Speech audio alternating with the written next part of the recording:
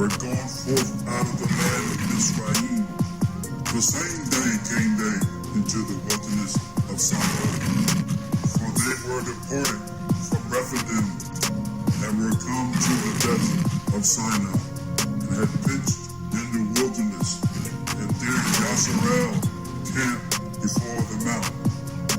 And Shemaiah went up unto Elohim, and Yah called unto him out of the mountain, saying, Thus shalt thou say to the house of Yaakov, and tell the children of Yasharel, You have seen what I did unto the Mizraimites, and how I brought you with eagle's wings, and brought you unto myself. Now therefore, if you will obey my voice indeed, and keep my covenant, then you shall be a peculiar treasure unto me, above all people, for all the earth is mine. You shall be unto me a kingdom of priests, and a Kodesh nation. These are the words which thou shalt speak unto the children of Yasharel.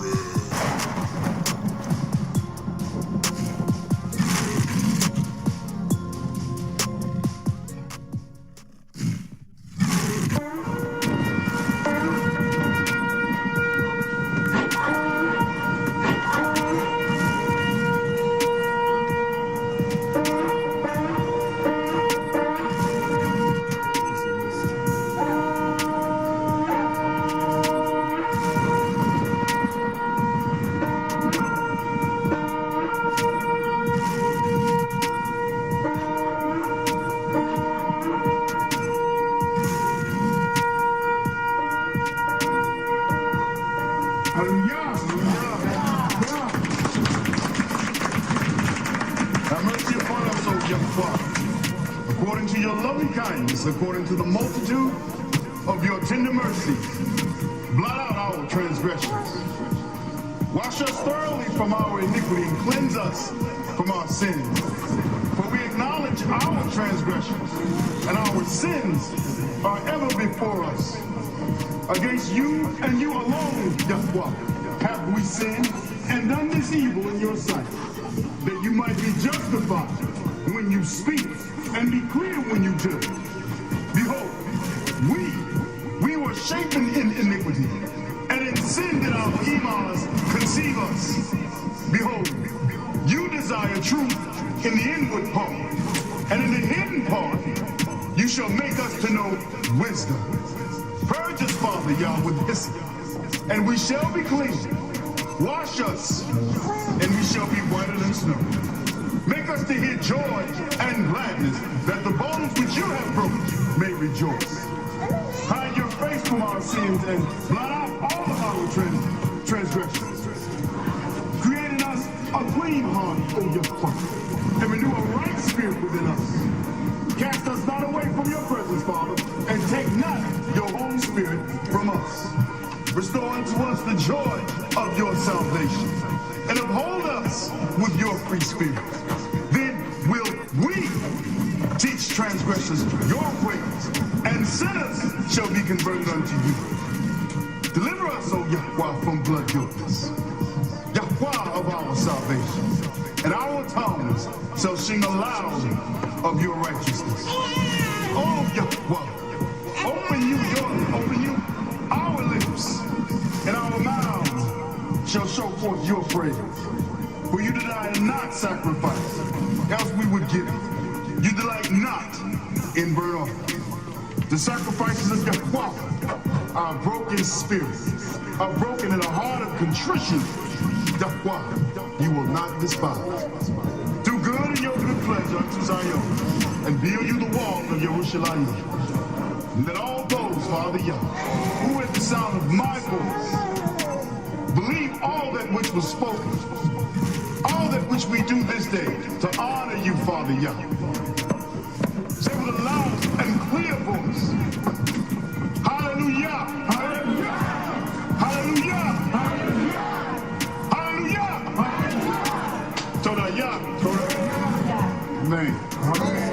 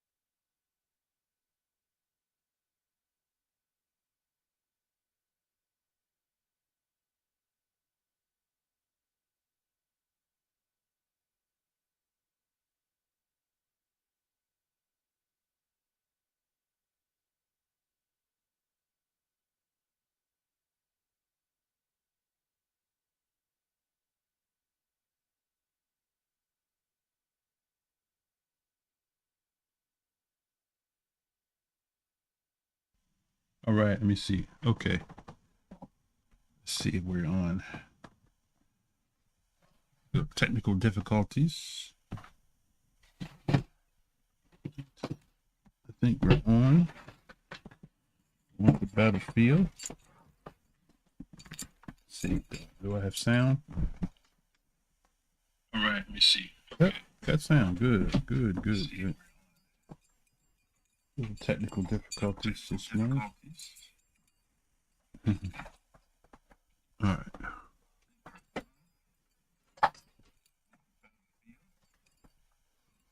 All right, so let's turn this down. Huh?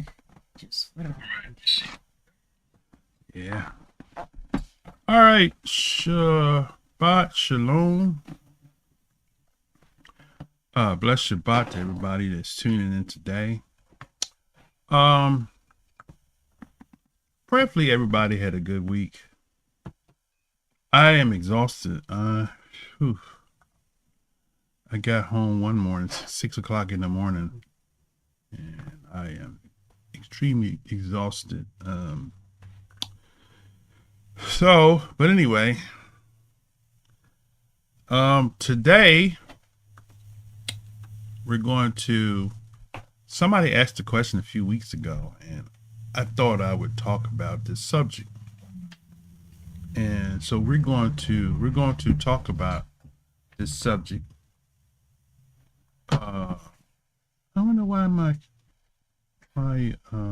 computer is delayed. Let me refresh this page right here. Okay, there we go. All right, so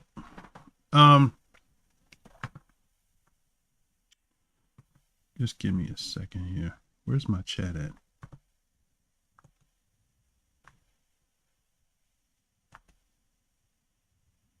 Okay. I lost my chat, so, but anyway.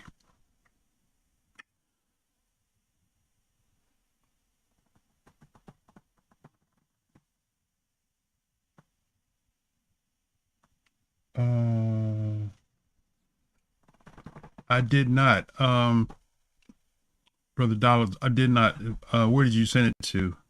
Did you send it to Yaresh at Yahoo, or did you send it to Ask Malachiah?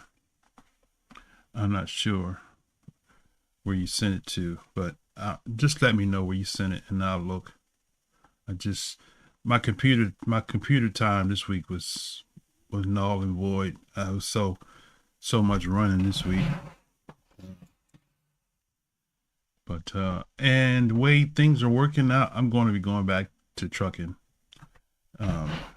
So I went to talk to the recruiter company that I worked for before, and they had an opening which was distance wise a lot better than my last gig with them, and it's a day cab, so I'll be home every day. I'll still be doing the 14-hour, but I'll be unloading the truck multiple times during the day. Not full unloads, but unloading certain products. So this is what I need to do from a financial standpoint. So I will be probably coming in like I am today, the dragging in.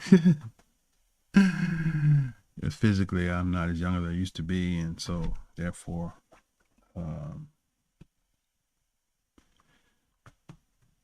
that's where my level of energy will be. Okay. Anyway, enough about that. So a few weeks ago, somebody asked a question about Babylon, and so I thought I would do a lesson on the subject because years ago I did a lesson, but I never really went into as much detail as I have gone. So there are people who teach. Since I came into this walk, there were people teaching Yeah. Hold on a second. I just saw your comment. Trying to navigate my.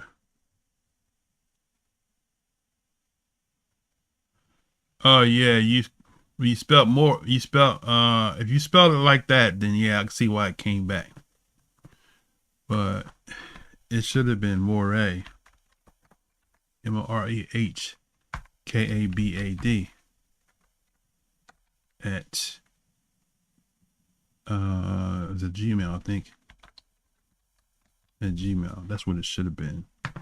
But that one I don't check as frequently. I have probably about maybe 15 emails.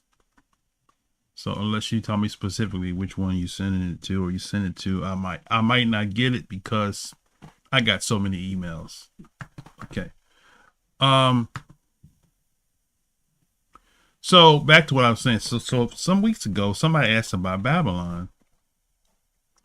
And I said, well, they asked me, was America Babylon? I said, no. So next week, we're going to do the series called Is There Coming a Reverse Slave Trade? That's for next week. So in the process of my traveling yesterday, I said, well, I need to do a lesson on Babylon because that's going to actually set the stage for the incoming reverse slave trade, right? So I'm going to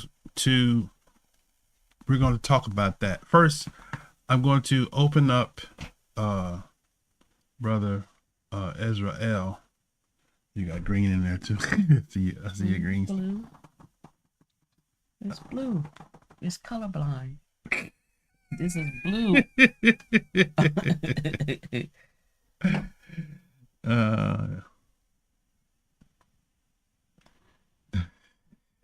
That's all right. It looks like rhinestones. Especially considering the background. But anyway, so we're gonna go ahead and talk about the. I have a lot of stuff. I'm going to actually have to do another book with this subject because there's so much information as I was researching that came across, and I definitely can't do it in this time period. But I can whet your appetite and get your ball rolling because there's a lot in here that we never really focus in on. Okay, so I'm going to open up. Brother Ezra L. open us up in prayer. So I'm not going to redo his prayer. So we're just going to go ahead and get into this particular lesson. All right, now,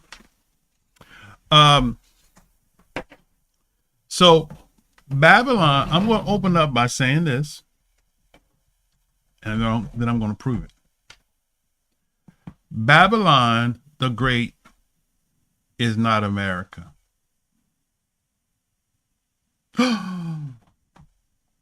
That's what my Moray taught. Babylon the Great is not America. Okay. And I'm going to prove to you today. We're going to start with the passage that everybody uses to support their thesis, right? Now, you have two things that you have to keep in mind. You have the Babylonian system, right? And then you have the great city. Two things. The great city is connected to the Babylonian system. Okay? The Babylonian system, and I'm going to break it down short to you, is not just religion, right? It is the means of commerce. And they utilize religion to keep the trade legal. Okay? We kind of touched a little bit of it last week. It was one of them lessons that everybody wasn't real sexy about.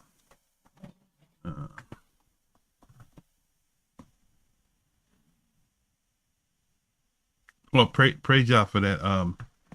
I'm glad somebody appreciate me coming forth on the Shabbat. So Babylon is twofold, actually threefold, you might as well say, because twofold. You have the city, and you have and Mystery Babylon is all part of the same thing, right? So now the mystery we're gonna get to. I'm gonna read the text, and I'm going because right now I got everybody asking questions already, right? That's why I jump out and I make a statement like that to get people actively involved, right? To get your questions out there, to get you thinking, to get you put on your thinking cap and say, okay, all right, we've always heard that America was Babylon, right? Okay. So we're going to deal with that. We're going to expose that. We're going to prove to you that America is not the great city. America is part of the Babylonian system, as is other nations where the Israelites were taken captive, right? Now, but there's a specific city, according to prophecy, that's going to be destroyed. And we're going to show you the connecting link in this lesson, all right? Okay, so with that said, let's go to the infamous passage that everybody goes to as the proof text that America is Babylon, okay? The Great. Okay. So here, let's go to our e-sword, and we're going to start with Revelation, the passage that everybody often quotes, right? Okay, where he talks about Babylon has fallen. Babylon has fallen. Okay. And you hear people, especially the 1 West Division camps, they'll outright blanketly say, you know, America's Babylon the Great, right? Okay. All right. No, we don't know that. We know that's what's been taught, and we know that's what you say. But we're going to challenge that today. We're going to question that today. Okay, now, we're going to start with Revelation 14 first, and then we're going to go to Revelation 18, right? And when we read this, we're going to show you that first. I'm going to bring clarity for everybody to comprehend that this is not the first time Babylon has fallen was mentioned. And if we know the apostles like we believe we know them, we know the apostles when they taught the followers, they taught them on the basis of scripture, not on the basis of what Paul said, not on the basis of what John revelation he got, but because they didn't have John's revelation. So revelation, John, when he was on the Isle of Patmos and he got the revelation, he was basically connecting, right, what the prophets said. So the prophets spoke, and all the apostles don't speak their own words. The apostles speak what Yah said through the prophets. To the law, matter of fact, let's do that real quick. To the law and is it prophets or testimony?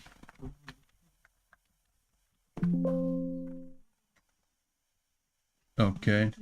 At Isaiah 8 and 20. Let's open up with that, and then we're going to go to Revelation, right?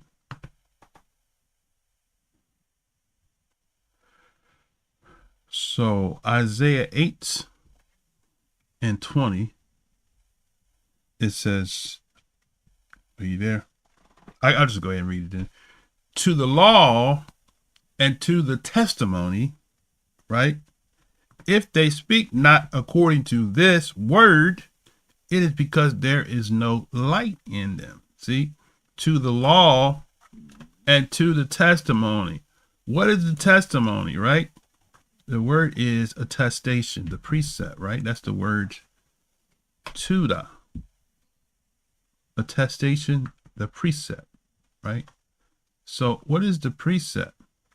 Okay, it's from the word ud, right? Ud, which means That's 5749, right? 5749.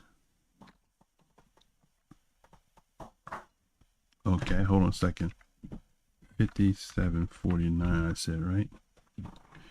To duplicate or repeat, right? To protest, to testify, right? So that's what the precept is, right? The testament, right? So a precept, unlike what the camps do, they say, I'm gonna give you a precept, and they'll take a verse from here a little, there a little, right? That's not what precept is. We just read the definition. Precept is to repeat, right? To repeat, right? To testify what Yah said. It's kind of like in Exodus 19, when the Most High told Shemaiah, called the Israelites up to the mountain and say, all that he said we will do. That's the testament, right? It's not making something up new, right? It's not, as we learned in the Christian church, we got up and, we had prayer and testimony service. That's not what the testament is. It has nothing to do with your personal experience. It has to do with you repeating. It's like what the Most High told Yehoshua, son of Nun, to do. He said, this law shall not depart from thy lips, but thou shalt meditate upon it day and night. That's what the testimony is, right? So now, when you go into Revelation, I think it says law and the prophets, does it? Let me just double check my math here.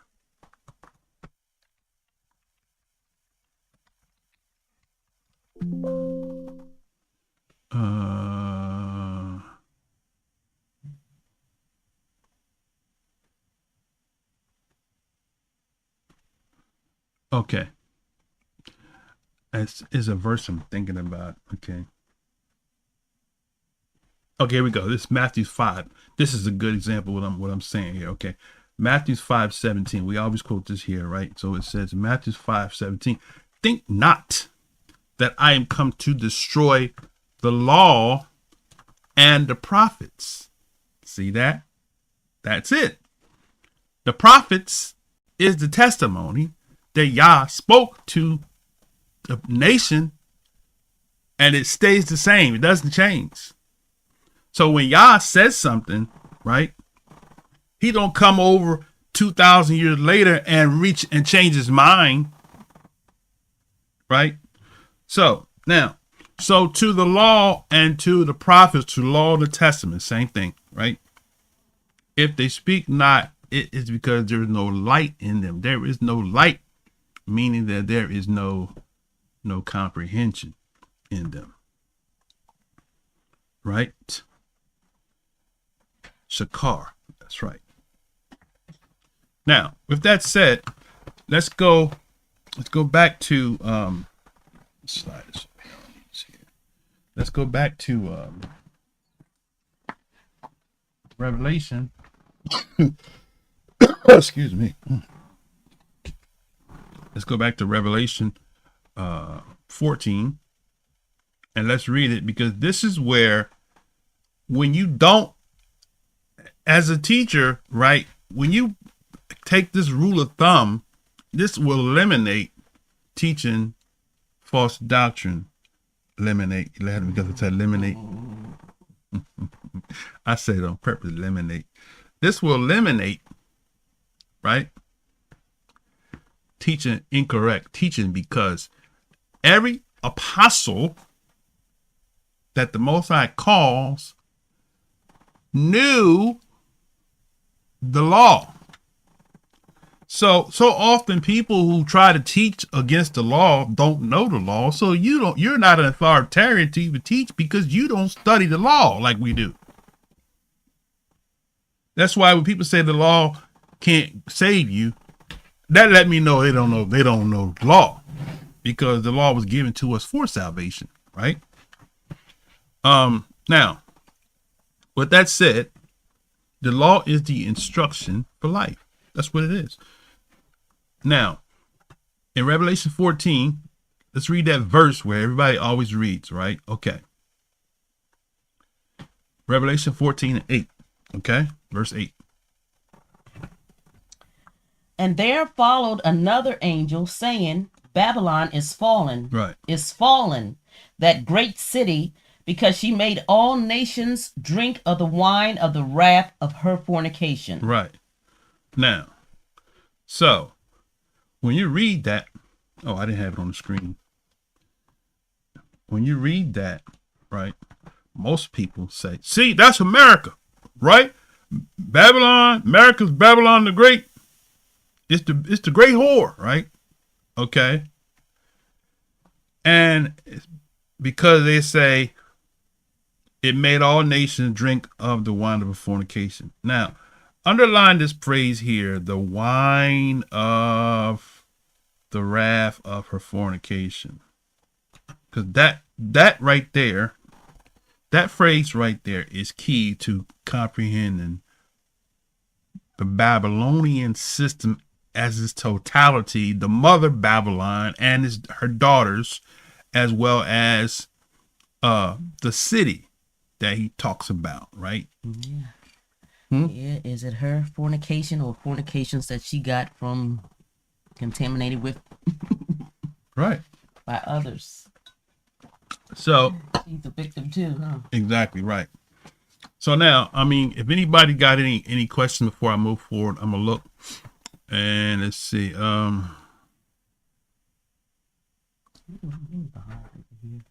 Yeah. So at face value, at looking at that, there have been many assumptions that Babylon is America, and nowhere in that passage does it say America is Babylon.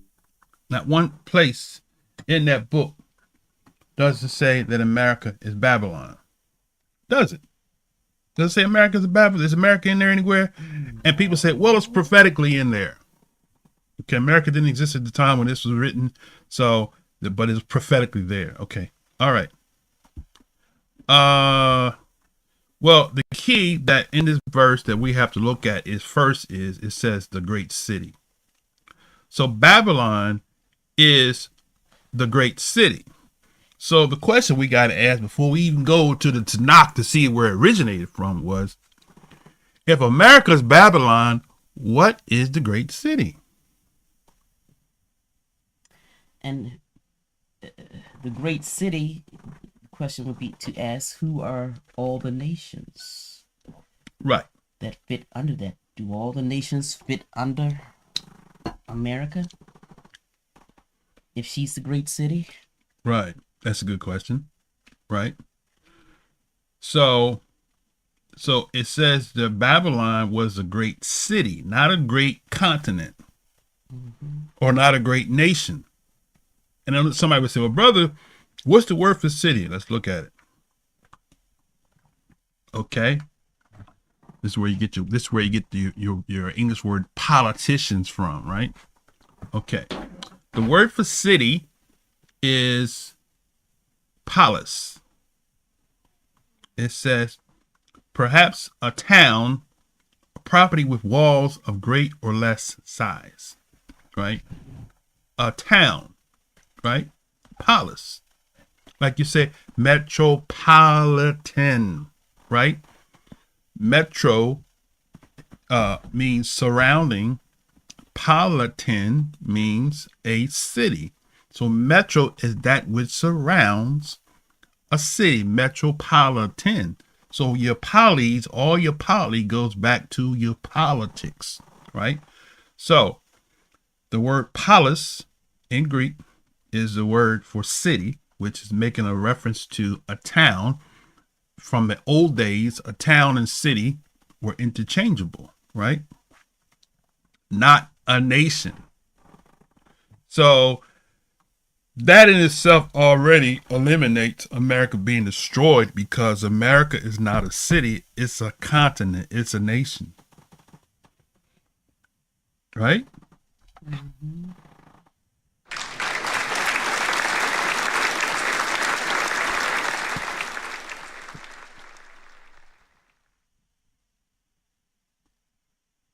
Okay, so Babylon, Brother Dollar says, Babylon is the origin of all spiritual foolishness.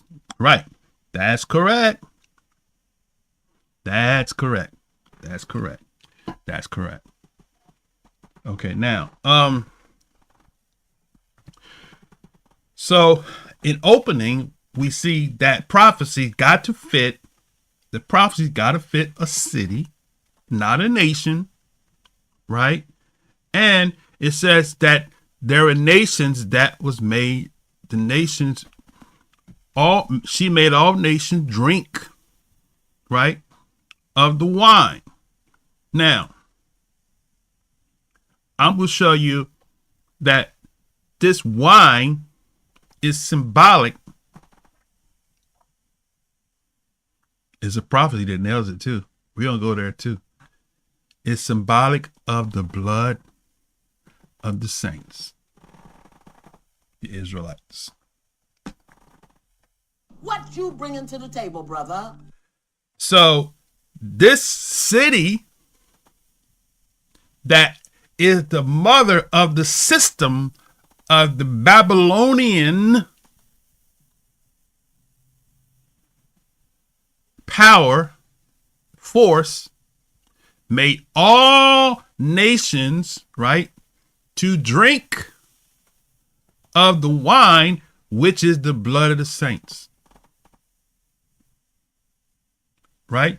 Drink of the wine of the wrath of her fornication. Right now. Let me do something real quick. I'm going to jump ahead.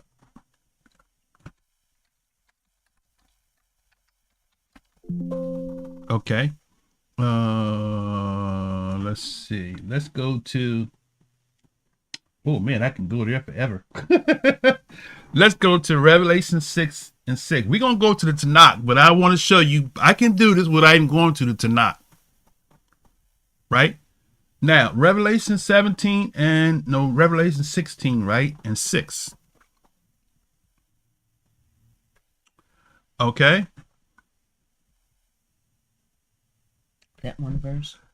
Okay, yeah. Let's do that one verse because let's start at verse 1 and we'll stop at 6. All right. As I heard a great voice out of the temple saying to the 7 angels, go your ways and pour out the vials of the wrath of Yah upon the earth. Right. And the first went and poured out his vial upon the earth. Right. And there fell a noisome and grievous sore upon the men which had the mark of the beast, right, and upon them which worship his image. Right. Wait a minute. So let's be clear. So the emphasis is on what? The earth, right? So it says the the soil, the region or solid part of the whole of the terrain, the globe, right? Right. So the judgment of Yah is coming upon the whole world, not just one continent, because the blood of the saints, we're going to show you this in this passage, was not just shed in one place. All right, let's continue. Okay, go ahead. And the second angel poured out his vial upon the sea, and it became as the blood of a dead man, and every living soul died in the sea. Go ahead. And the third angel poured out his vial upon the rivers and fountains of waters, and they became blood. Right, go ahead. And I heard the angel of the waters say, thou art righteous, O Yah, which art and was and shall be, because thou hast judged thus. Watch out. Well, now watch how he judged. Listen. For they have shed the blood of saints and prophets, and thou hast given them blood to drink, for they are worthy. Look at that. Huh? Boom, right? There goes the blood of the saints right there. So the enemy, Babylon, have made the nations to drink of the wine of her fornication. I'm going to say fornication. Which it's going to be a whole lot of blood to drink because they keep spilling our blood. They keep... Good, the blood, that's right. Say that again. I said it's going to be a whole lot of blood to drink because they keep spilling our blood. They keep pouring it out. Right. So the judgment, to your point, is coming on the vengeance of the blood. It's kind of like when Cain, Crying out. there you go, you know where I was going in. So Cain came against Abel, and Yah said to Cain, when he killed Abel, he said, your brother's blood cries from the ground, right? So every blood that was shed, there is a judgment that's attached to the innocent blood that was shed. Even though the Israelites was wicked and in deception, right? So verse 16 says, the blood of the saints, right? And read verse 7, and we'll go to the next part. And I heard another out of the altar say, even so, Abba Yah, Almighty, true and righteous are thy judgments. Right, there you go. So he's judging. He's going to judge. Now, Babylon, original Babylon, according to prophecy, has to be judged for shedding of the blood of the saints. Has it happened in history? No, it hasn't. Babylon, literal Babylon, has not received their judgment. We're going to show it to you. That's why they're there. Okay, now, but the Babylonian system has extended from that region, right? Okay, now, let's go to Revelation 17, right? And let's read 1 through 6 again. Okay. And there came one of the 7 angels which had the 7 vials, and talked with me, saying unto me, Come hither, I will show unto thee the judgment of the great whore that sitteth upon many waters. Okay, now stop there for a second. So the waters, I want you to underline waters, because the waters is going to make a whole lot of sense when you comprehend what the waters is.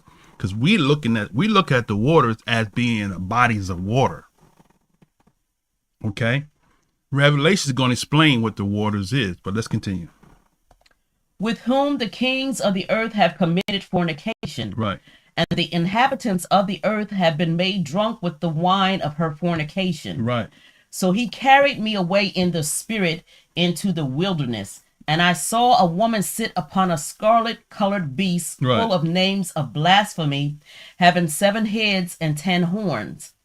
And the woman was arrayed in purple and scarlet color, and decked with gold and precious stones and pearls, having a golden cup in her hand, full of abominations and filthiness of her fornication. Right. That's right. And upon her forehead was a name written, Mystery Babylon the Great, There you the go. mother of harlots and abominations of the earth. There you go. And I saw the woman drunken with the blood of the saints, There it is. and with the blood of the martyrs of Yahshua.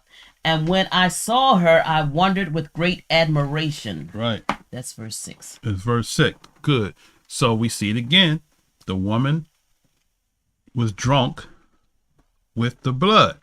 So this woman is a systematic woman, because we already showed you that the blood that she was drunk with was the blood of the saints.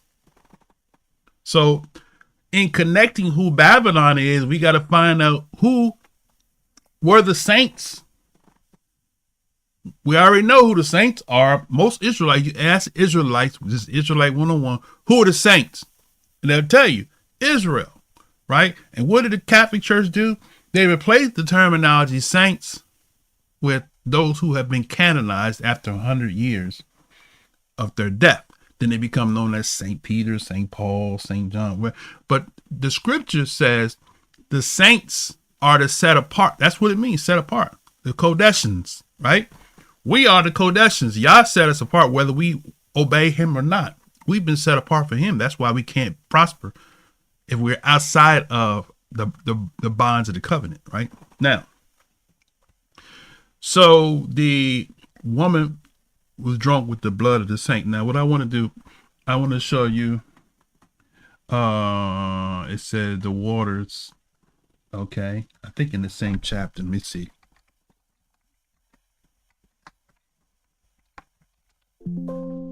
Okay.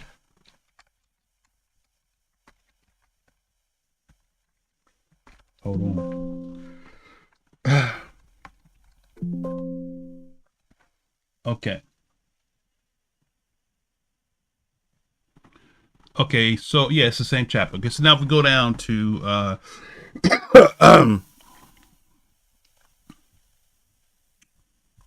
matter of fact, let's just read it down. Let's exegete it down. Okay, the verse I want to target is 15, right? Okay. So where did we leave off at? I read 6. 6. Okay, start at 7. Go ahead. And the angel said unto me, Right. Wherefore didst thou marvel?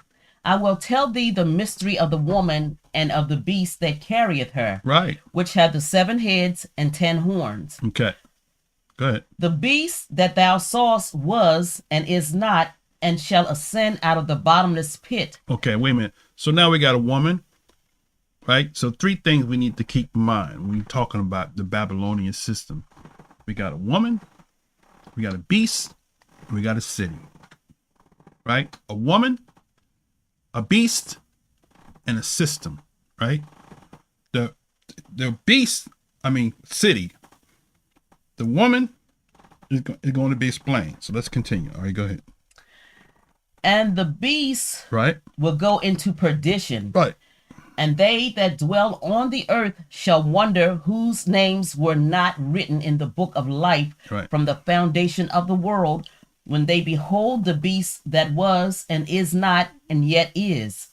And here is the mind which hath wisdom. The 7 heads are 7 mountains on Right. which the woman sitteth. That's right. And there are 7 kings, 5 are fallen, and 1 is, and the other is not yet come. Right. And when he cometh, he must continue a short space. Okay, let's stop a second. So we got some real estate here we got to address. All right. So so you're talking about the beast.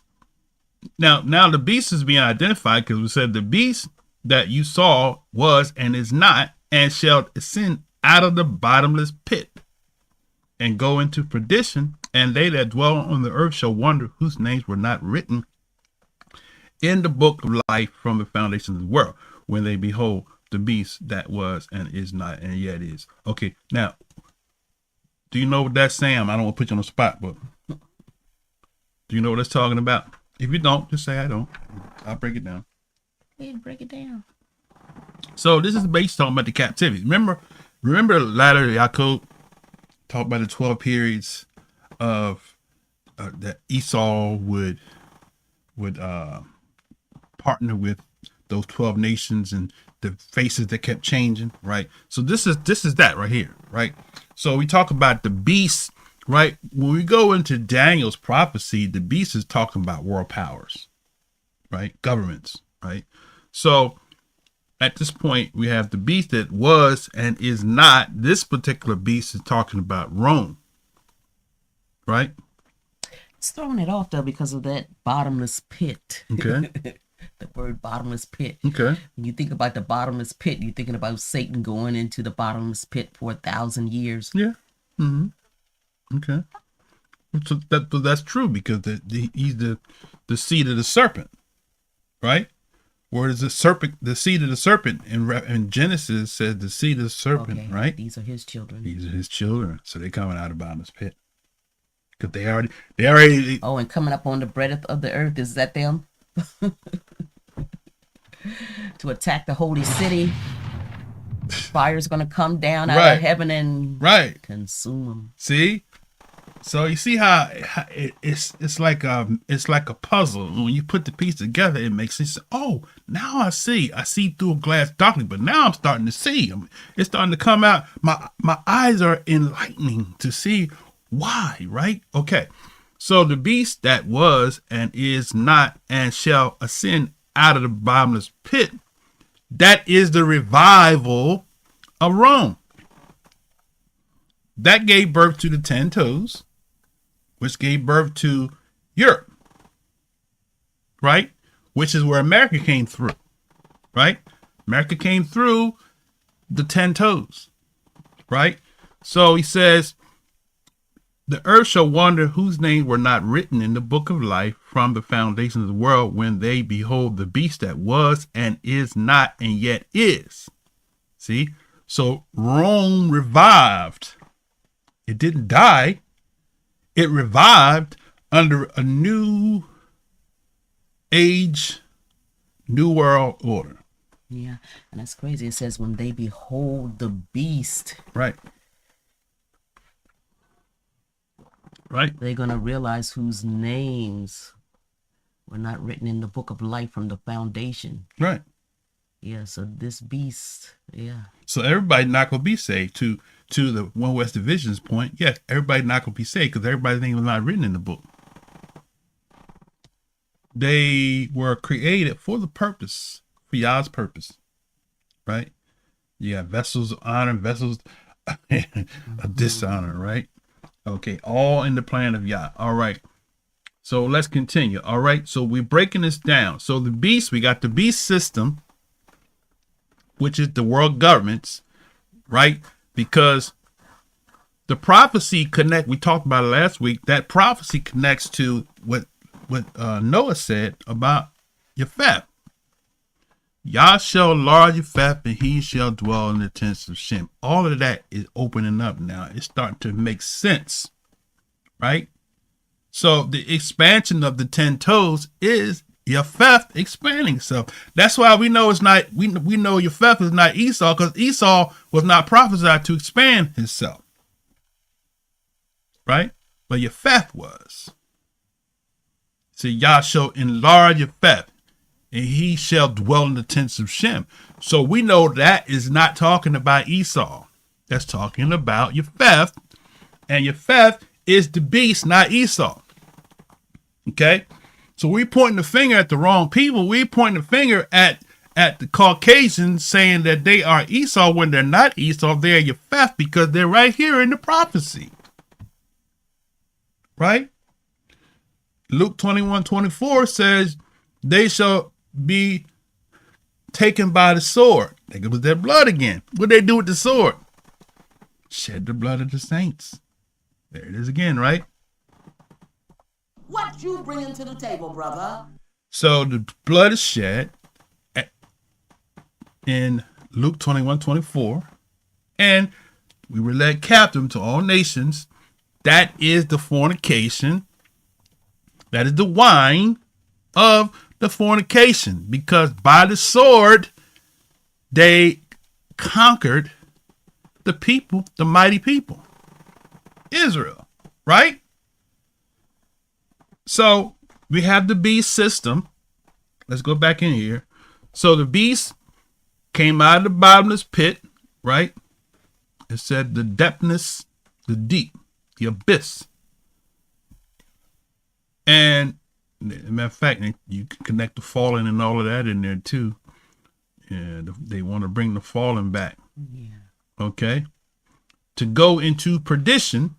And they dwelt on the earth shall wonder, whose name was not written in the book of life from the foundation of the world, when they behold the beast that was and is not and yet is. Right now.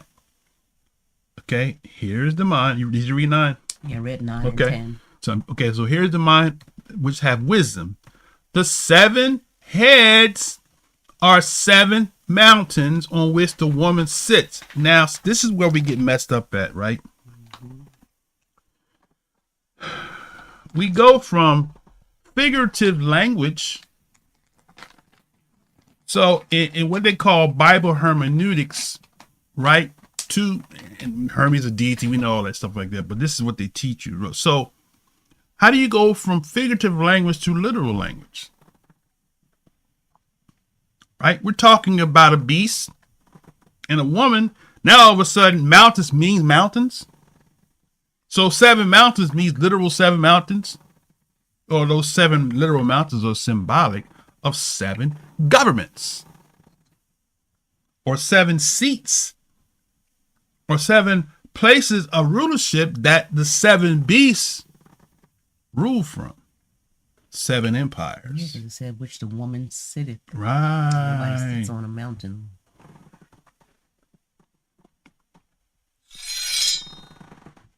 So there you go. So now the 7 mountains are not literal 7 mountains. I used to teach that because I thought, oh, mountains. So, but you got to look at the text. It's not going from figurative, allegorical language to literal in one shot. from one verse to the next. It's flowing, right?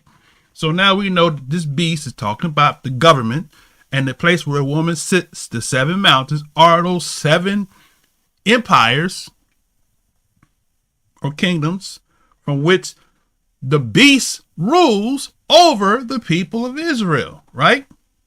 All right, now let's go back in. Whose names were not written. This is a lesson. Y'all gonna have to go back and watch it again. Okay, all right. I know it's heavy. All right, but it's right here. We're reading it. The bottomless pit go into perdition, and they that dwell on the earth shall. Oh yeah, I read that part. Verse 9. The 7 heads are 7 mountains. There you go. See, 7 heads. What's the word for heads? Right. The seizing the head, part of readily taken, right? Or head meaning a leader, right? Mountain being the body. Right. Are 7 mountains on which the woman, right? So now this woman is empowered by the beast. Huh? So basically, it's a systematic global policy, because Daniel says that he would by his policies, right? Let's go there real quick. Keep your finger there. And the mountains being, symbolic of when somebody think of a mountain, that's something that's hard to move. Right. So now let's read it and we'll come back to Revelation. Exactly, hard to move. So now, this is Daniel 8:25. What does it say? And through his policy also he shall cause craft to prosper in his hand. Right. And he shall magnify himself in his heart, and by peace shall destroy many. Right. He shall also stand up against the prince of princes, but he shall be broken without hand. Now watch this. Let's go back so we can add context. Start at verse 23. And in the latter time of their kingdom, Right. No, let's go up some more. Okay, let me see. Let me get it over here. So Okay.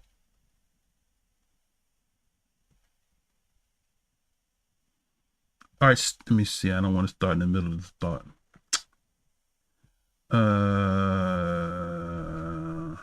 Start verse 17. Okay, and then we're going to read down to 24. Okay, start at 17. All right, go ahead. So he came near where I stood, and when he came, I was afraid and fell upon my face. Right. But he said unto me, Overstand, O son of man, Right. for at the time of the end shall be the vision. Okay, so the time of the end, right?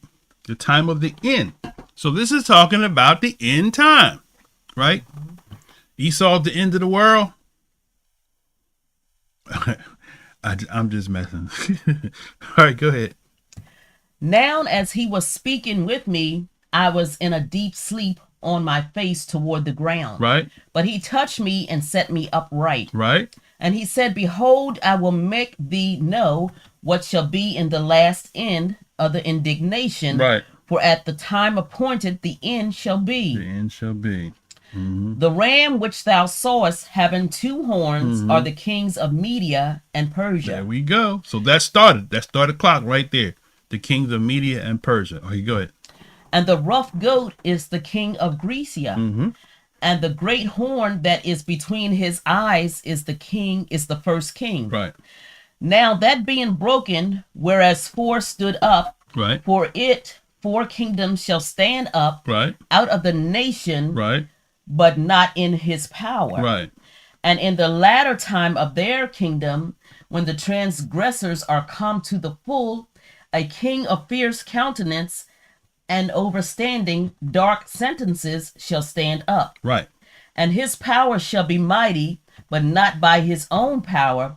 And he shall destroy wonderfully, and shall prosper and practice, and shall destroy the mighty and the Kodesh people. Right. There you go. Go ahead.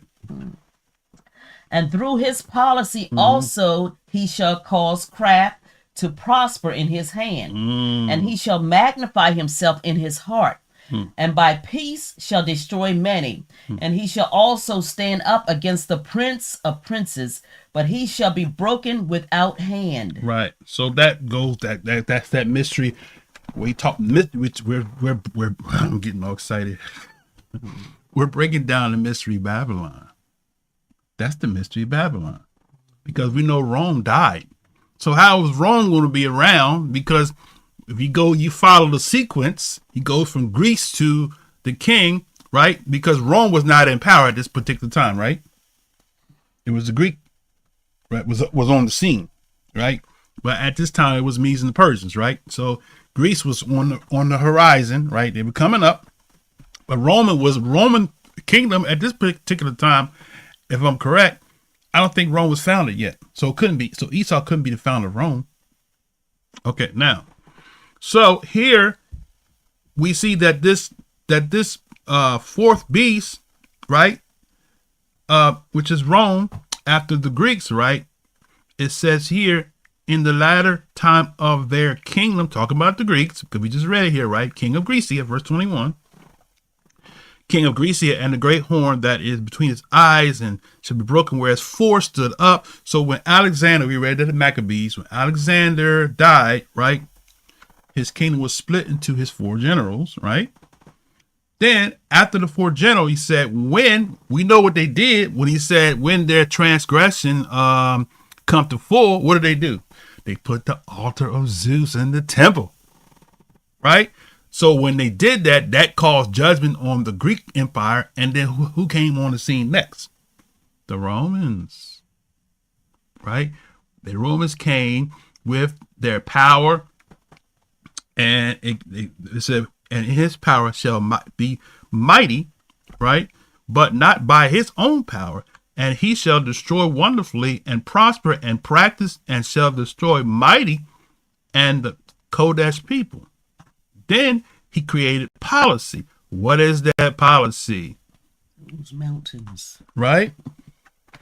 Religion and government. They brainwash you in the mind through the religious powers, and you are indoctrinated with the religion, the fornication of the beast. You can't see truth because you indoctrinated with the religion of the beast.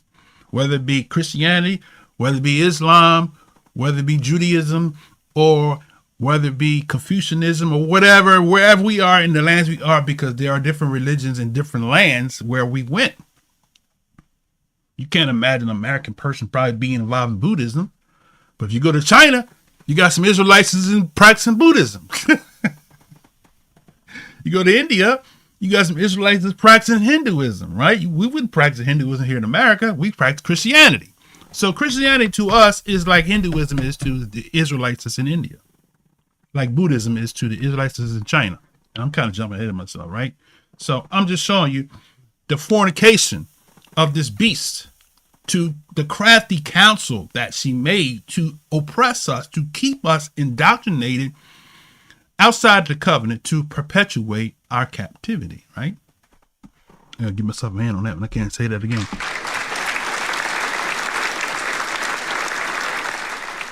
All right. So now going back to Daniel 8. So he said that this man, this fourth beast, which is Rome, will prosper in his hands and shall magnify himself in his heart, and by peace, because you know the Romans were the first emperors that began to become worshipped by the people. That's where the terminology Lord came from. We don't get it. We think Lord is just another name for, a title. Just no, the Lord was the worship of the Roman patricians. Lord Calvert, Lord Caesar. Lord Baltimore and all kind of.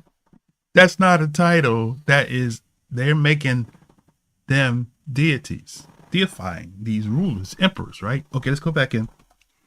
So through the policy, he caused craft to prosper in his hand and shall magnify himself in his heart. And by peace, he shall destroy many, right? He shall also stand up against the prince of prince. Now, how is it that if Rome, we're connecting it, right, is dead, how is Rome facing the prince of prince? It says, but he shall be broken without hand, right? When did the Romans be broken by the prince of princes?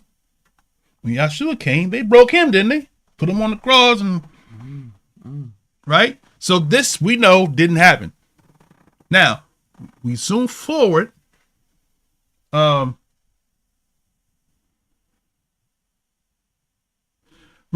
read the next verse here. Okay, verse 26. And the vision of the evening and the morning which was told is true.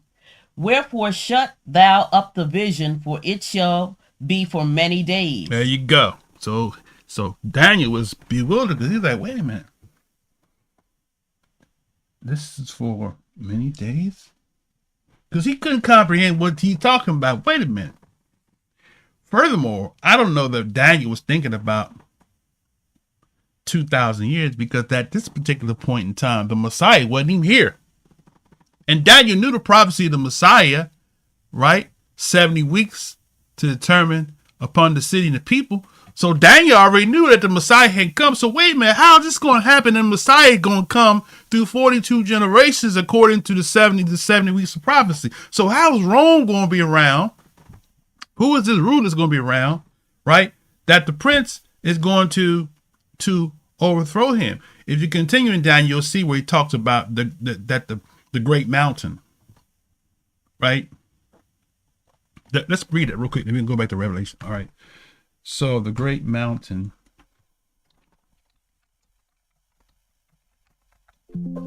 Okay, that's Daniel 2. Daniel 2. Let's go to Daniel 2. Okay.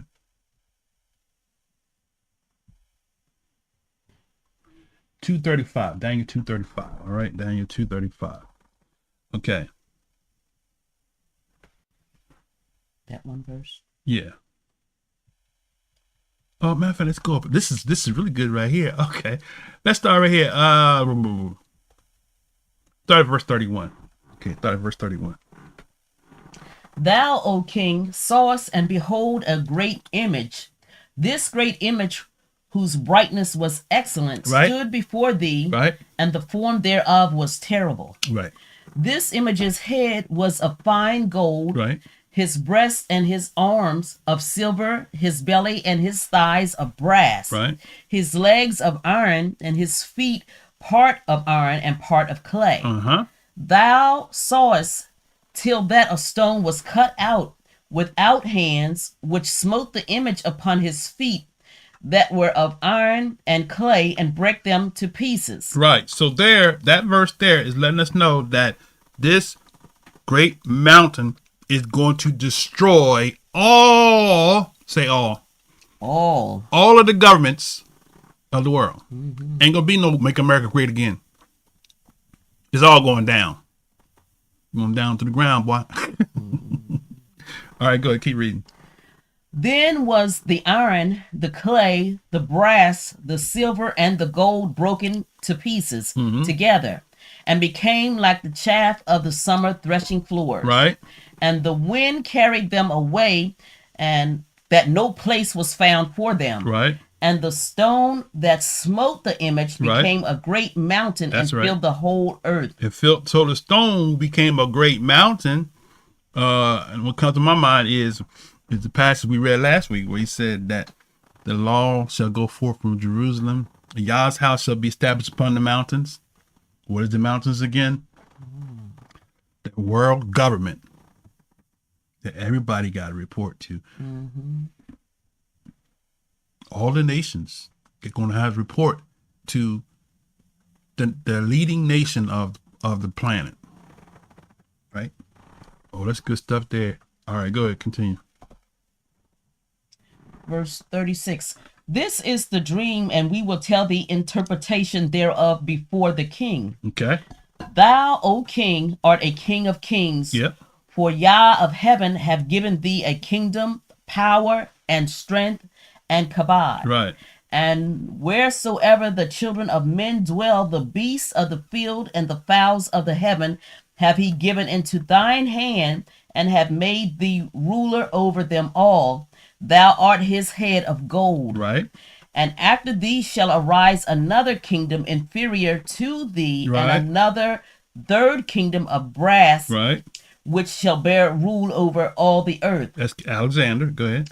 And the fourth kingdom shall be strong as iron. That's Rome. For as much as iron breaketh in pieces and subdueth all things, and as iron that breaketh all these, shall it break in pieces and bruise. Right. Here go the toes. Here go the toes. Listen to the toes. The 10 toes. Go ahead. Verse 41.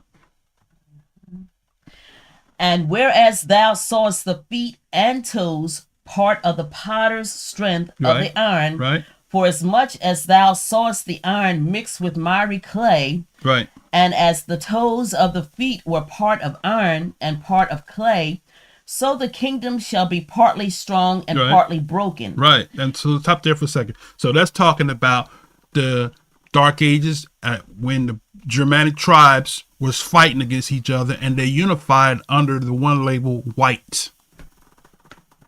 And from that point forward, that's when they began to unify, to revive, right? That beast, the revision. Okay. All right. Is that clear? All right, go ahead. And whereas thou sawest iron mixed with miry clay, Yep. they shall mingle themselves with the seed of men, but they shall not cleave one to another, even as iron is not mixed with clay. Now people miss this part right here. So what is that talking about? Isn't that what they did? We're going to read some of that today.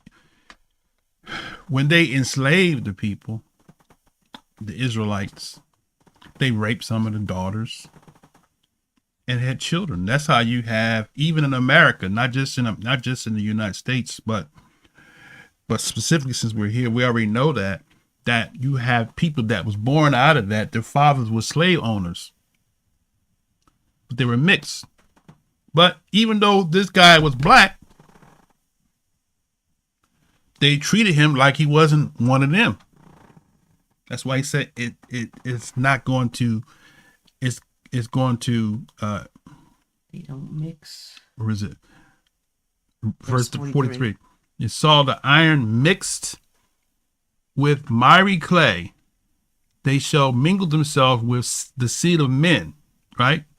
But they shall not cleave one to another, because that explains. So we look at the formation of Anglos and Saxons, and you got all these Jutes and the Vandals and the Scandals and the Handles and the Mandals. I'm making up things, but they couldn't get along with each other.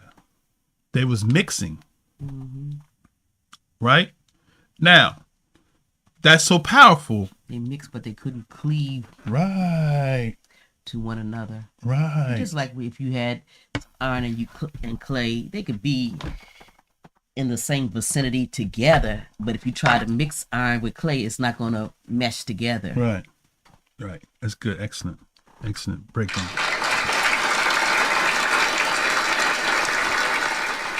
Now, let's see. Different substances, different stocks. So the verse I wanted to read was this here, but my mind went somewhere, and I was thinking about that one where it said that the one in Jeremiah where he said, I will mix the house of Israel with the seed of beasts. That's part of the same prophecy, right? Okay. All right. Go ahead. Read verse 45. I read. You read 45? You read it? No, I read 43. Okay. 44. Go ahead. And in the days of these kings shall Yah, the Elohim of heaven, set up a kingdom which shall never be destroyed, and the kingdom shall not be left to other people. Right. So now check this out.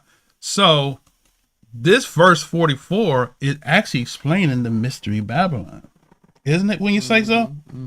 Because it explains how Rome, right, the beast that was, it is not, revived. They couldn't comprehend that. Now we live through the fruition of that, right? we can look at that and see this is what that was. That's what prophets do. Prophets bring today what was spoken back then into current. This is what he was talking about. This is that which he, like when they on the day of Pentecost, he said, this is that which was spoken of by the prophet, right? We're looking at these prophets. He was saying, that's what that's talking about. Wow, right? He said that in the days of these kings shall Yah set up a kingdom. Huh? That shall not be left to other people. Come on now. Not this one. What you bringing to the table, brother? Yeah, gotta say sister now.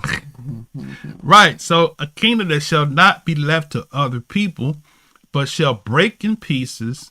You read that part, right? Okay, go ahead. But this kingdom shall break in pieces and consume all these kingdoms, Right. and it shall stand forever. That's right. For as much as thou sawest that the stone was cut out of the mountain Right. without hands, and that it break in pieces the iron, the brass, the clay, the Right. silver, the Right. gold. Right. Oh my goodness. The great Elohim hath made known to the king what shall come to pass hereafter, and the dream is certain, and the interpretation thereof There you sure. go. There you go. Boom. So the dream is what? Certain. So the nations can't stop it because Yah spoke it, and it will come to pass. That's why we know that all the nations, that no matter how many policies they create to oppress the mighty people, their time is coming to an end. And the Babylonian system and all the kingdoms that are a part of where the woman sits, right, is going down.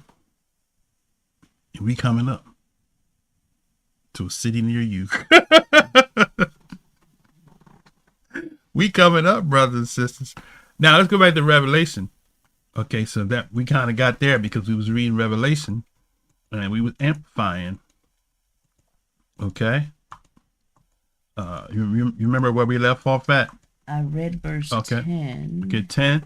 Okay, so now we amplified that the seven heads are the seven mountains on which the woman sits. So the woman is the governments or the seven world powers, right?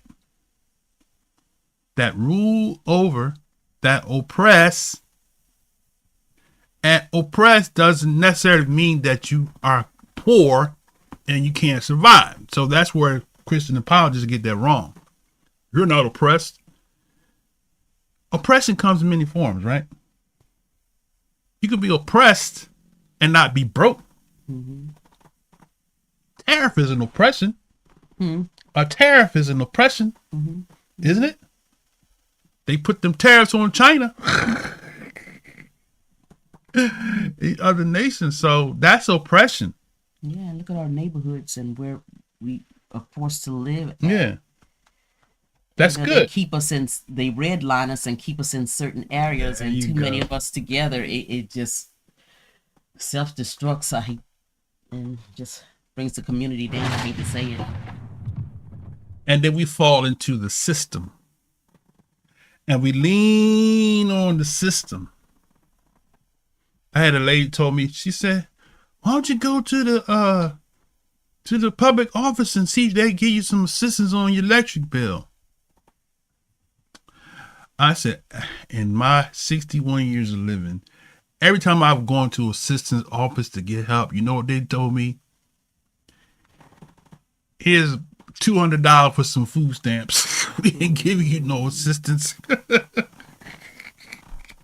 There's a purpose for that, right? Okay, now, and the reparations and all of that, you know, they can't if they wanted to, because they would have to turn it all over. If they gave us reparations that they owe us, they're going to pay it. We're seeing right here. That's why the whole world, the government's got to go down, because the governments owe a debt that they can't pay. Yeah, if they give us those reparations, that's going to put us on top. That's going to make us the ruling class, which is going against the prophecies. No, it's not. Because we are going to be ruling class. No, I'm saying Right. it goes against the prophecies of, Right. of it happening before Yahshua returns. Right. But here's the thing. Reparations are coming. Right? Not in the way in which we think it's coming. We're not going to come through the U.S. government. So Westmore, the governor of Maryland, he doesn't have any power to give reparations, right? Even if he wanted to. Brother Dollar said they gave him $10 for That's his name. crazy. What is somebody going to do with $10 for 30 days? They don't want to help you, brother. You go in there, sitting there, look at you like, what's wrong with you? They first thing they say, you lazy, you get up off the couch and get you a job. That's what they'll say. They just need to say for women and children only. Right. All right, now let's see. So the 7 heads, okay, so you read 9, right? I read 9 and 10. Okay, 10 said there are 7 kings, 5 are fallen, and one is yet to come. So that's the last rulership where we are now. Right? This is the one world system, the culmination of it. The 8. So it says here, let's read this part. Okay, let me amplify it. Okay. There are 7 kings, 5 are fallen. So 5 during this day, right? And 1 is. The is Rome, because during this time when he was writing the Revelation, who was the world power then? Rome, right? So you got 5 before that. So let's go back. Greece, Medes, Persian, Babylon, Egypt. 5, right? 5 have fallen. Israelite captivity under Egypt, under Medes, Persians. Now, if you want to do it the other way, you can just leave Egypt out. You can just say Medes, Persians, Greeks, Romans. Oh, we still got one missing. Greece. He said 5 is fallen, right? 5? 5 have fallen. So Greece,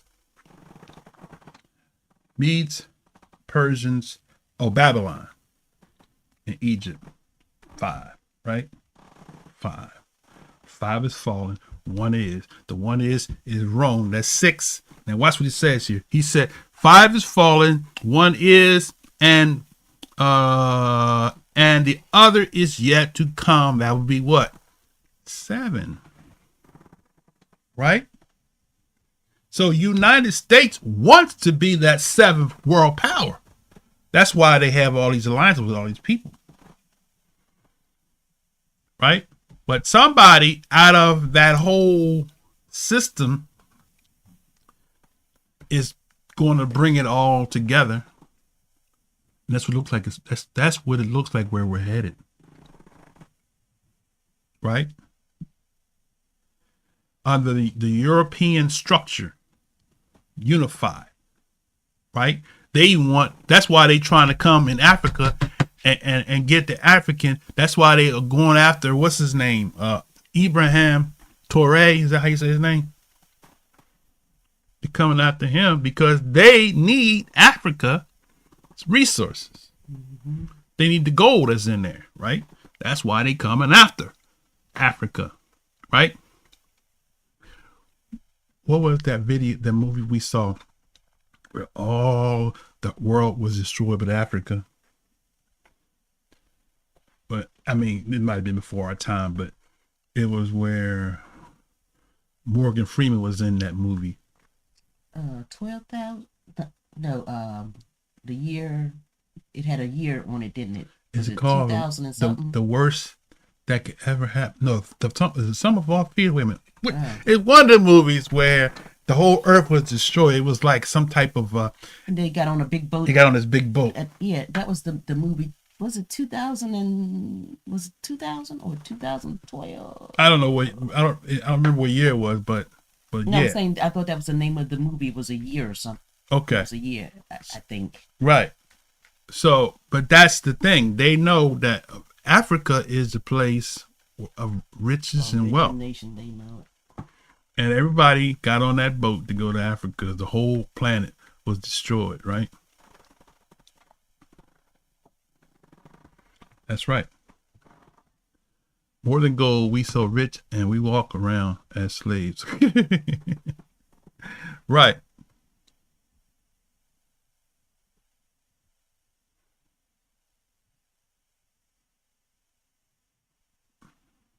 Oh, he said the FBA thinks y'all will give us our due.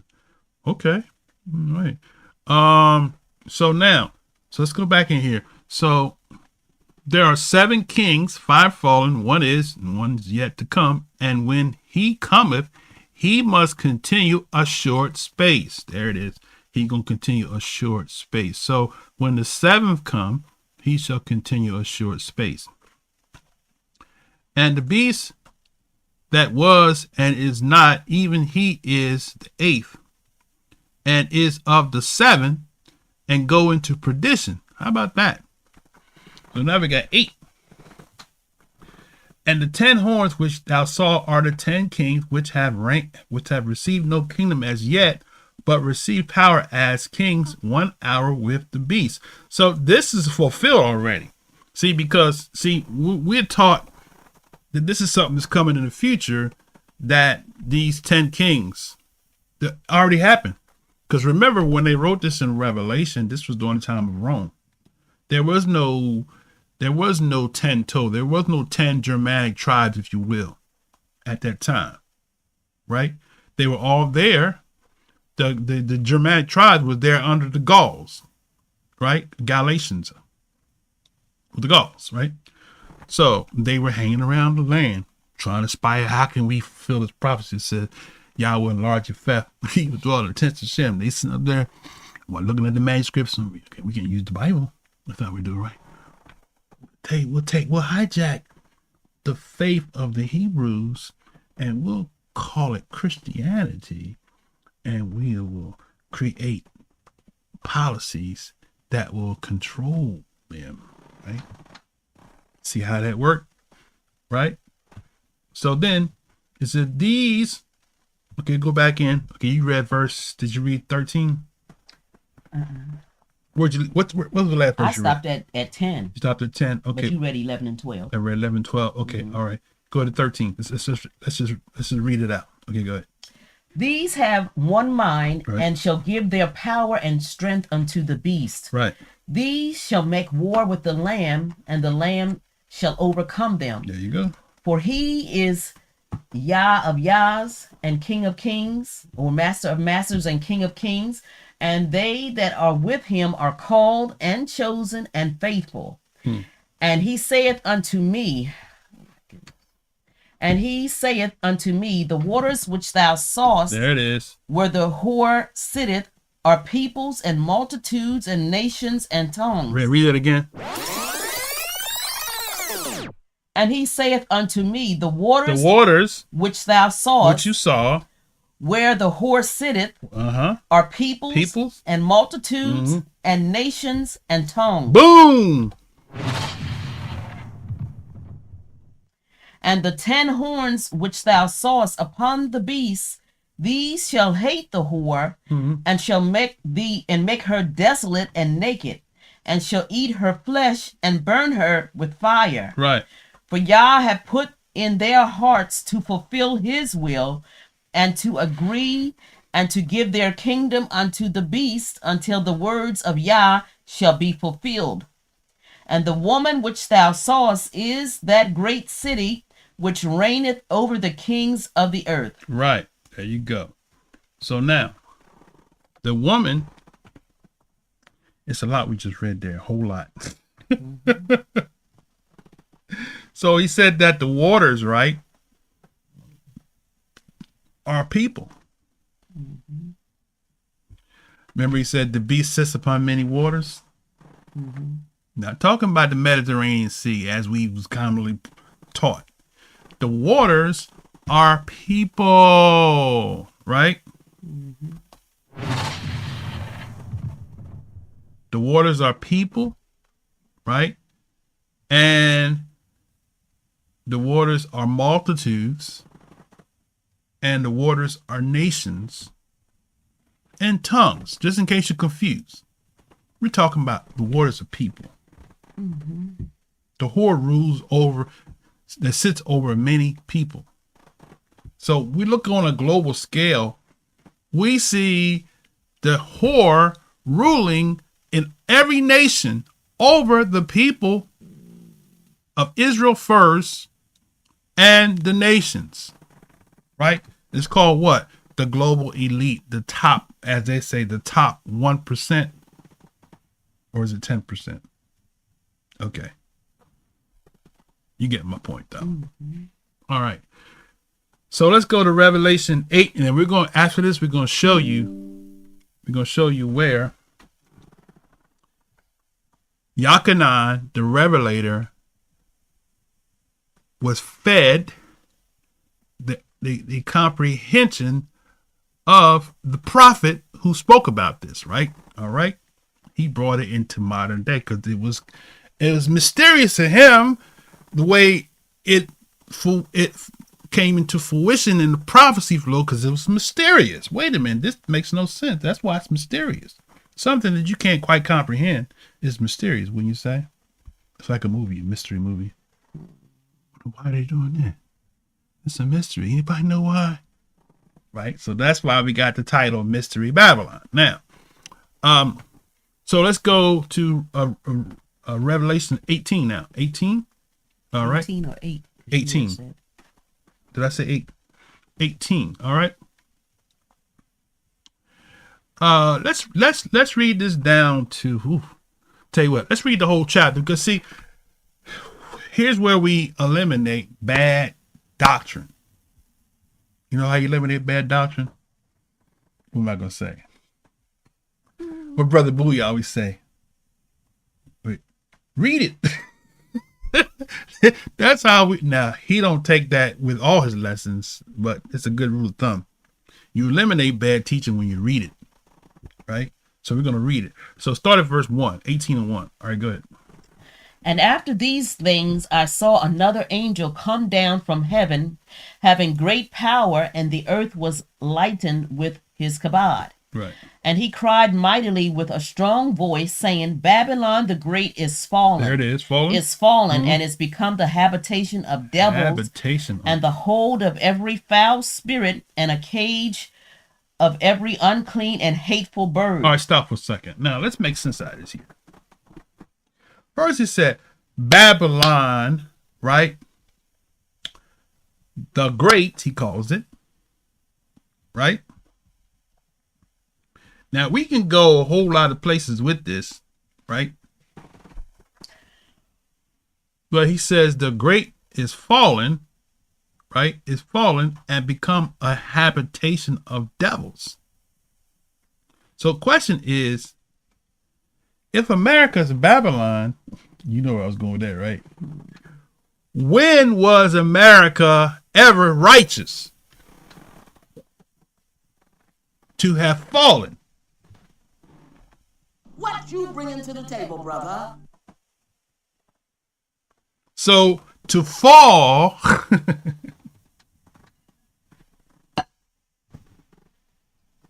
means you have had to have been elevated at some point to fall. You can't fall if you're not up. If you're on the ground, you can't fall because you're already down, right? See where I'm going with this? So this Babylon have had to have been on top, elevated in order to fall. Okay? At one time. Okay? Now, let me show you some real quick. I'm glad you asked the question, right? So, let's do it. We're gonna keep rolling with Revelation 18. I'm gonna take you to the vamp, as they say in the music world. I'm gonna take you to the vamp in a minute. All right, so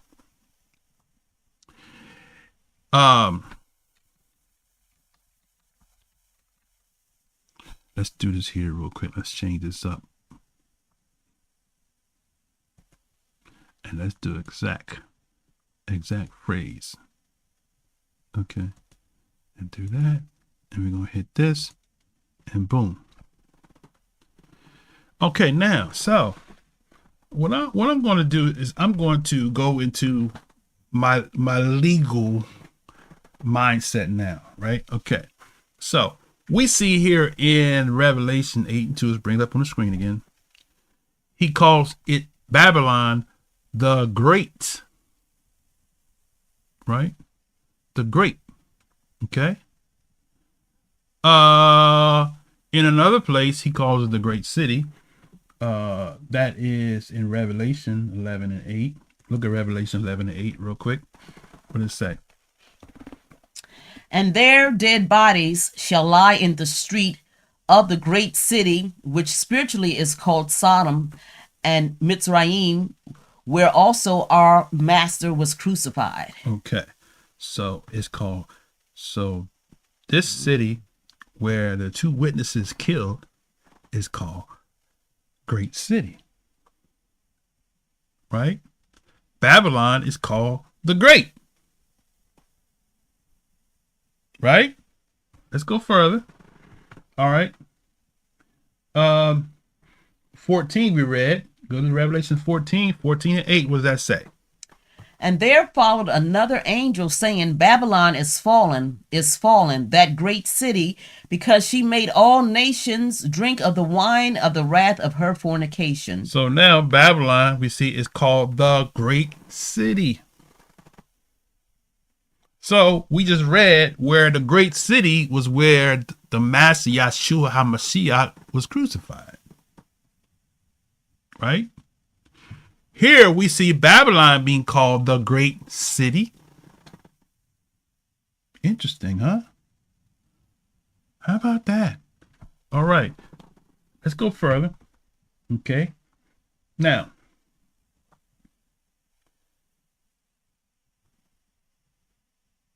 okay, this is 16 now. 16, 19. We're doing our legal work here. We're going to compare. All right, this is Revelation 16, 19. What does it say? And the great city was divided into 3 parts, and the cities of the nations fell.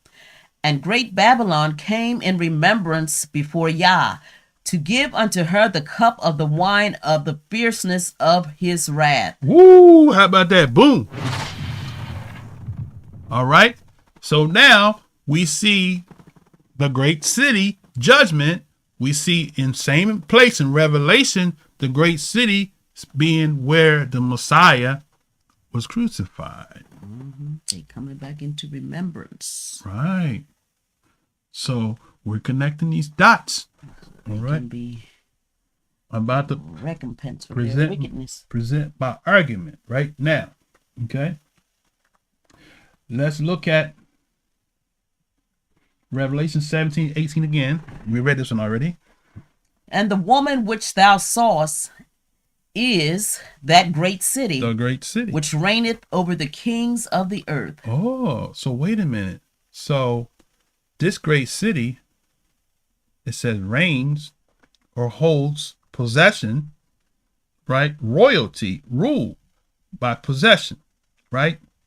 So whoever this woman is, the city, is ruling over all the kings of the earth.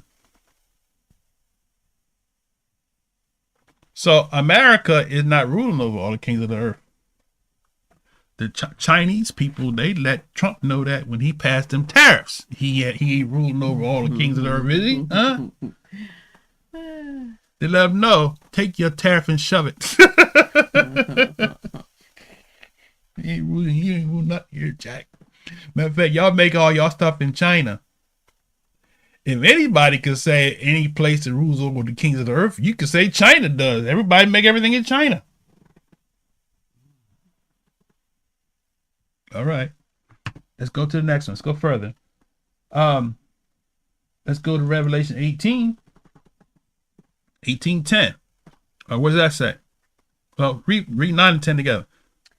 And the kings of the earth who have committed fornication and lived deliciously with her shall bewail her and lament for her when they shall see the smoke of her burning, standing afar off for the fear of her torment, saying, at last, that great city Babylon, that mighty city, for in 1 hour is thy judgment come. Ooh, that great city Babylon. Boom.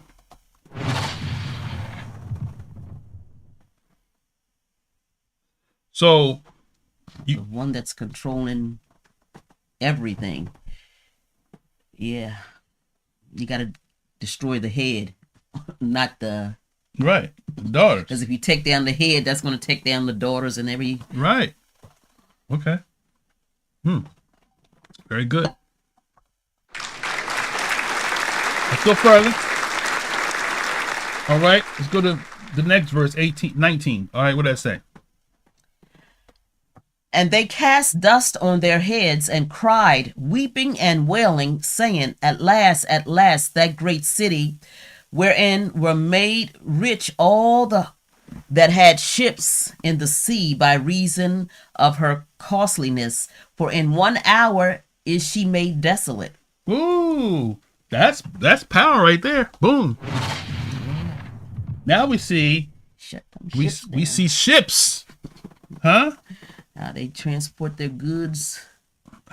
Right. So how did they?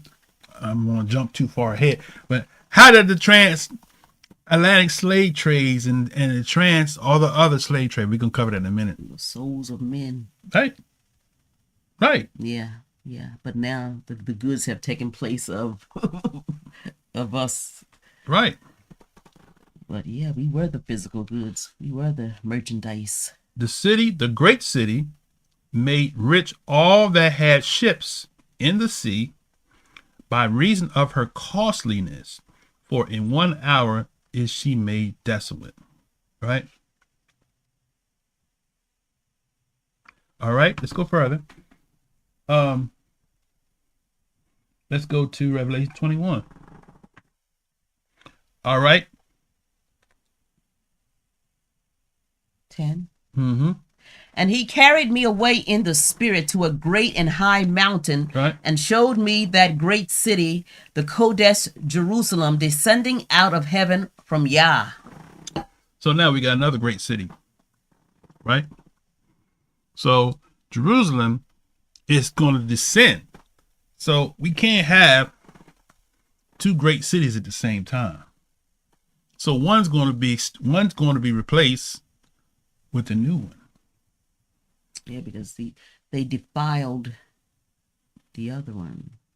Say that again. They defiled the other one. So you can't have the old and the new at the same time.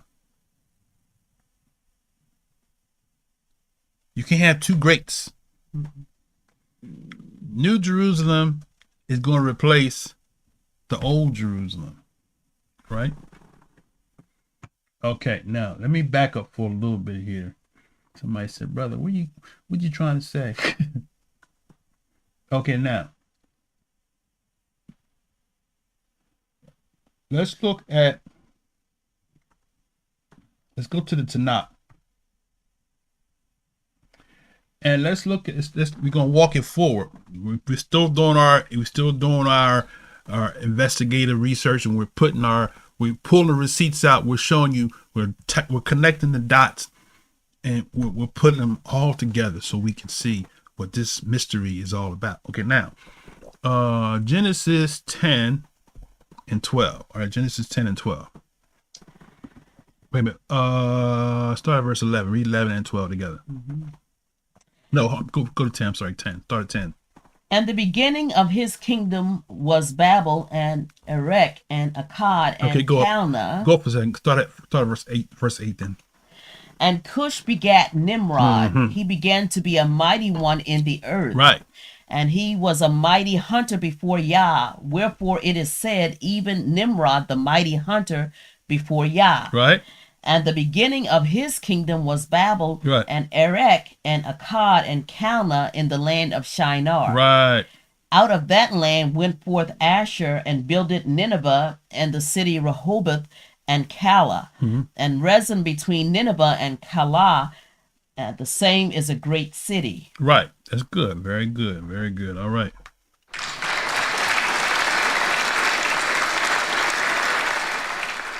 So we can see here that the kingdom of Babel, as we exegete it, was called the Great City.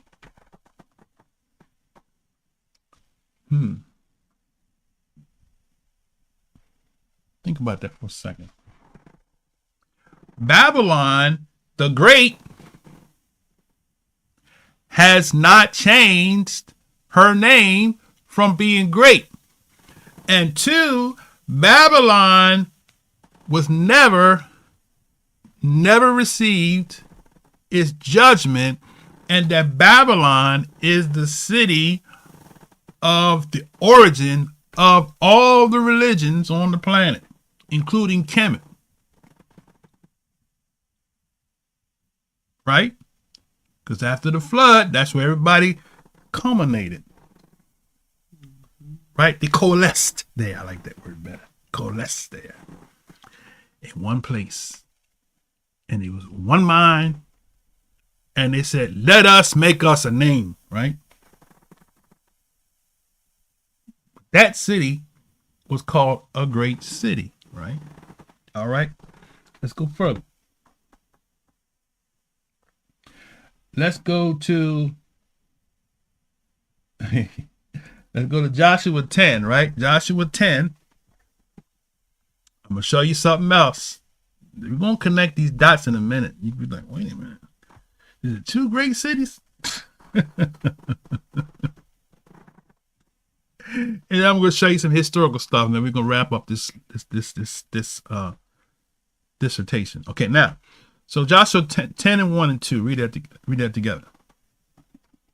Now it came to pass when Adonizedek, king of Jerusalem, had heard how Joshua had taken Ai and had utterly destroyed it, as he had done to Jericho, her king, so he had done to Ai, her king, and how the inhabitants of Gibeon had made peace with Israel and were among them. Right.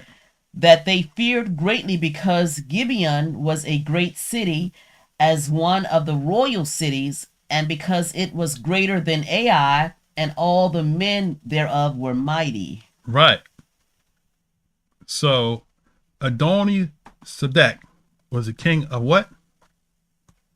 Jerusalem. Wait a minute. Where'd you know that? Wait a minute. So Adoni-Sedek was the king. It's believed that he was Shem. Okay. He was the king of Jerusalem. Now, here it says that Gibeon, right, which is a place in Palestine, which is Jerusalem, Israel, was a great city.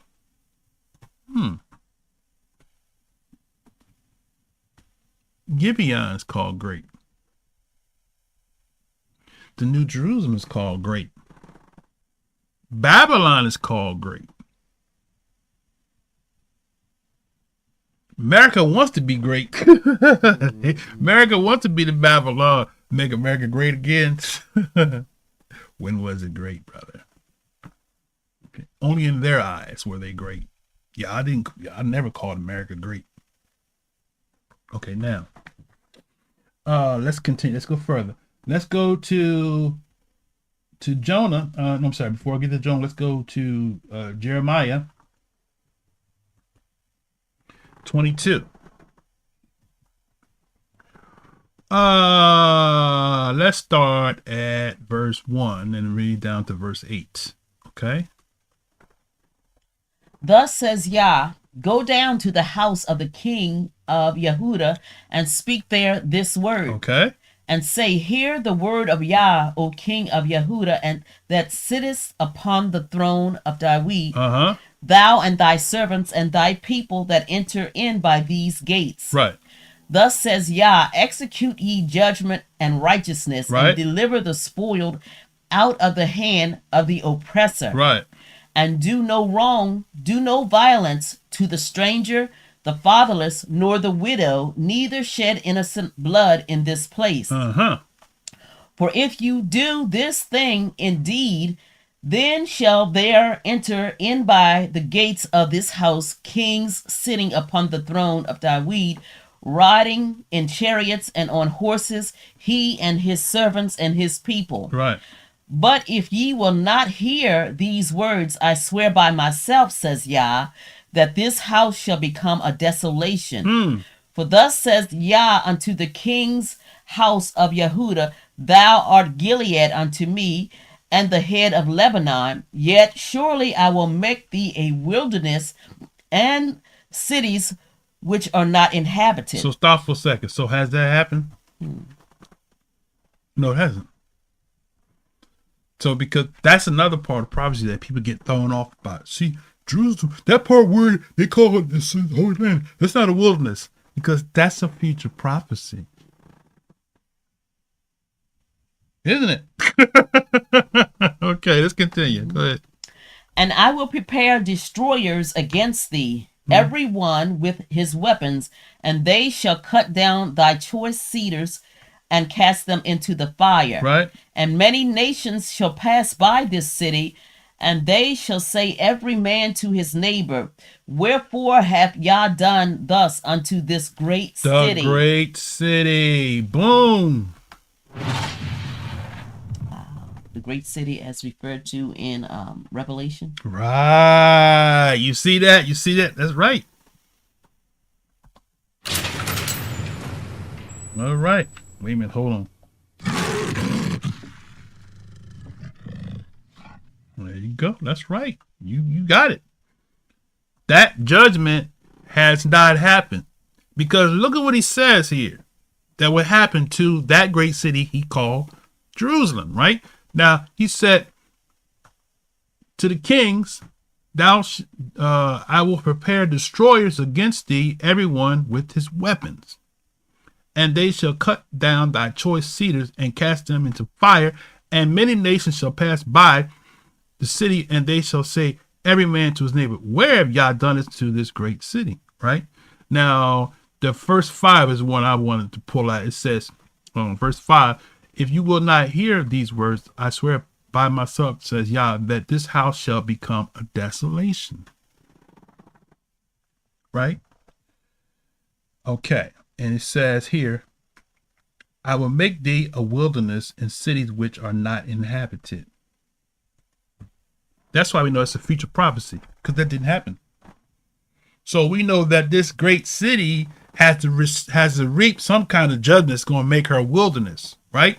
Now, interesting thing that we see in this same passage, if we go back in here, we see that he says, I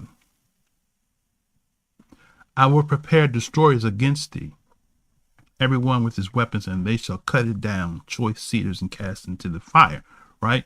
Now, what does that connect with, right? Joel chapter 3, Zechariah 14, right? What does Joel chapter 3? Let's exegete it. Let's just cross-reference it, right? Let's go to Joel chapter 3. Keep your finger there. We'll come at Jeremiah 22, and we're going to close that out. So let's go to, let me start this over here. Let's go to Joel. Okay, Joel, I can do it this way. Yeah, let's do it this way. Go to Joel chapter 3, right? And now, okay, read verse 1 and 2. For behold, in those days and in that time, when I shall bring again the captivity of Yehuda and Yerushalayim, I will also gather all nations and will bring them down into the valley of Jehoshaphat and will plead with them there for my people and for my heritage Israel, whom they have scattered among the nations and parted my land. Right. So he's going to bring all nations to the valley of Jehoshaphat. Why? Where is the valley of Jehoshaphat at? Is it in America? So the great city that we read in Revelation has got to be a place where the Messiah was crucified. It's got to be a place where they rule over the nations of the earth, and where they are drunk with the wine of the fornication, which is the blood of the saints. Okay. Now, let's go to Zechariah 14, right? Interesting, huh? All right, Zechariah 14. All right.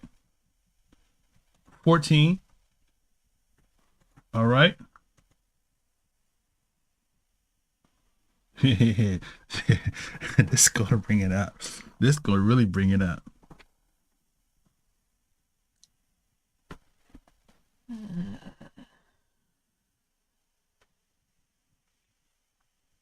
They being stripped up of power. That's what the astonishment is.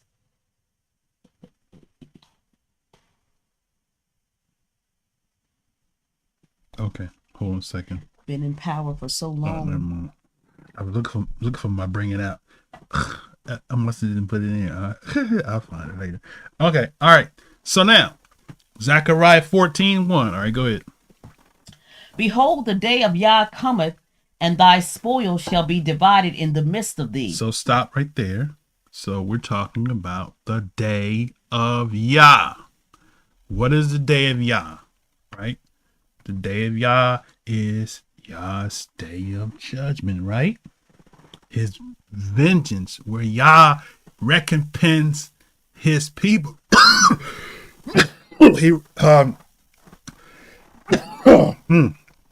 He judges the nations for his heritage. We just read it. Well, Israel, whom they have scattered among the nations. How's he going to do it? He's going to do what? Go ahead. For I will gather all nations against Jerusalem to battle, and the cities shall be taken, and the houses rifled, and the women ravished, and half of the city shall go forth into captivity, and the residue of the people shall not be cut off from the city. Right. Now, you got to see the connection between that and go back to Joel 3, because Joel 3 talks about the children of Judah, because he said that there's going to be some people that's going to go into captivity, right? So if we go down to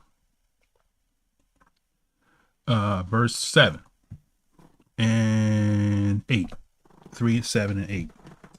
Behold, I will raise them out of the place whither ye have sold them, Right. and will return your recompense upon your own head. Here's the repayment. And I will sell your sons and your daughters into the hand of the children of Yehudah, and they shall sell them to the Sabians, to a people far off. Right. For Yah have spoken it. So there goes your Saudi Arabians, because they've been oppressed for 2,000 years. We're going to show that to you.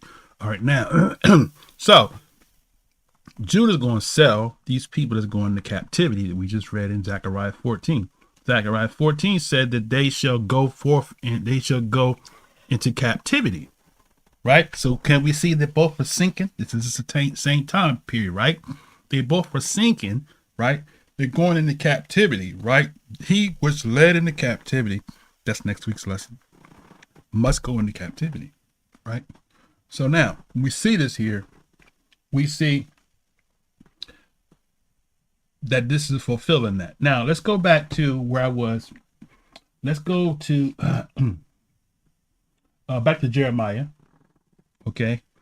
We read, so the Most High said in verse 7, I'm going to prepare destroyers against thee on everyone with his weapons, and they shall cut thy choice cedars and cast them into fire.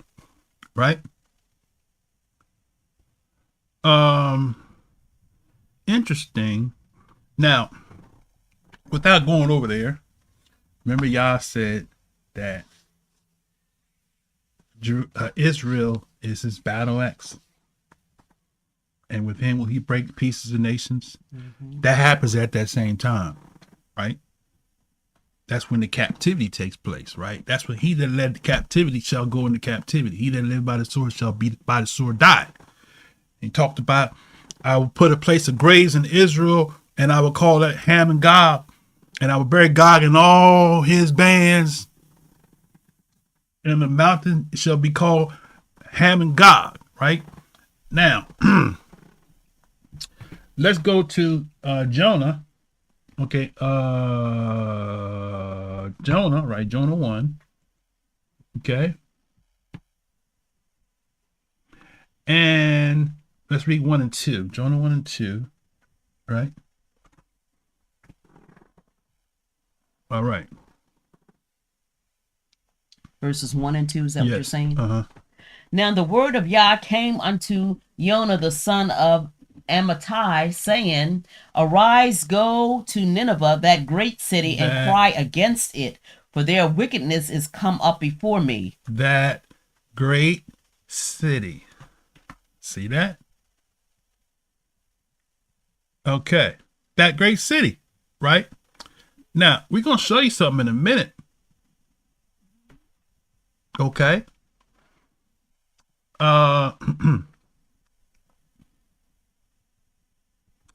Go to Jonah 3, Jonah 3, and read 1 and 2. I don't know why I got a scratchy voice here. And the word of Yah came unto Jonah the second time, saying, Arise, go unto Nineveh, that great city, and preach unto it the preaching that I bid thee. Right. So, the Most High told Jonah to go to Nineveh and to preach to that great city. Same place, Babylon, same place.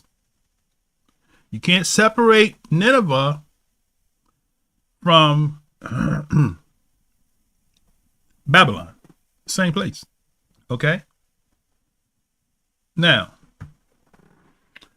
let's go to Jonah 4. Okay, Jonah 4. And we're going to read verse 11.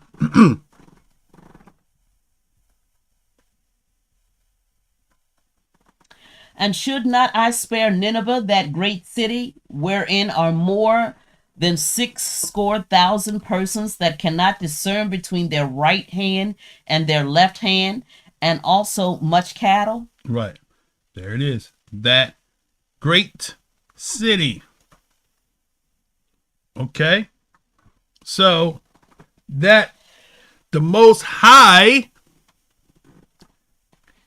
not Kazakh, not Bronte, the Most High called Babylon the great city.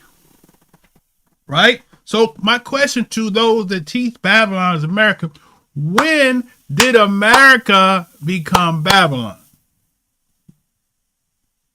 When did America become the great city? Has it ever been great? Okay. Now, with that said, we're going to go to Isaiah. We're going to bring this thing home, and I'm going to show you some history, and then we're going to open up the eyes of the comprehension of those that are viewing. Okay, now. So what I want to do is, and you can do this yourself, type in Babylon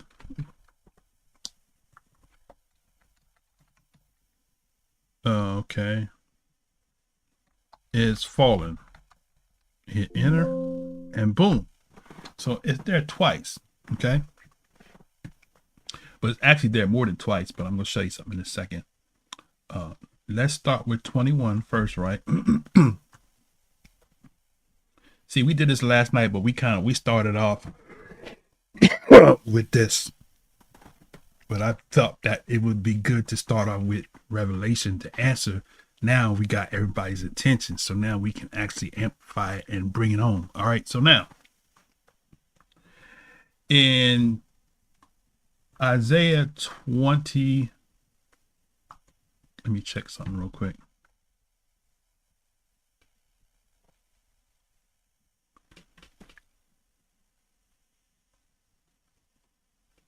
Where my scriptures go? Did I push it down the bottom? Okay, here we go. Okay. Okay. So let's start with 21. Okay, I'll go backwards. Okay. All right. Okay.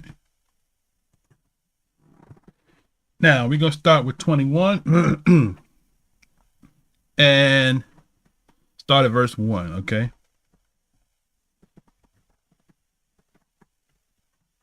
Listen to the language that the Most High said through the prophet Yoshiyahu. All right, go ahead. The burden of the desert of the sea, Right. as whirlwinds in the south pass through, so it cometh from the desert, from a terrible land. Right. A grievous vision is declared unto me. Right. The treacherous dealer dealeth treacherously, and the spoiler spoileth. Go up, O Elam, besiege, O Media, all the sighing thereof have I made to cease. All right, stop for a second. So we're going to amplify something right quick. All right, now, notice he says the burden of the desert, right? Okay. Of the sea. Interesting, right? So now, let's make it literal for now. Okay. The desert of the sea. If we were to look at a map, we will see that the Persian Gulf is the sea.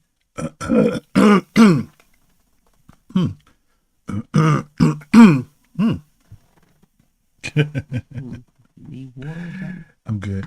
The Persian Gulf is the sea. Let's do that real quick. Okay, let's see. Let's show you a picture. Picture worth 1,000 words. Okay. They call it the Persian Gulf.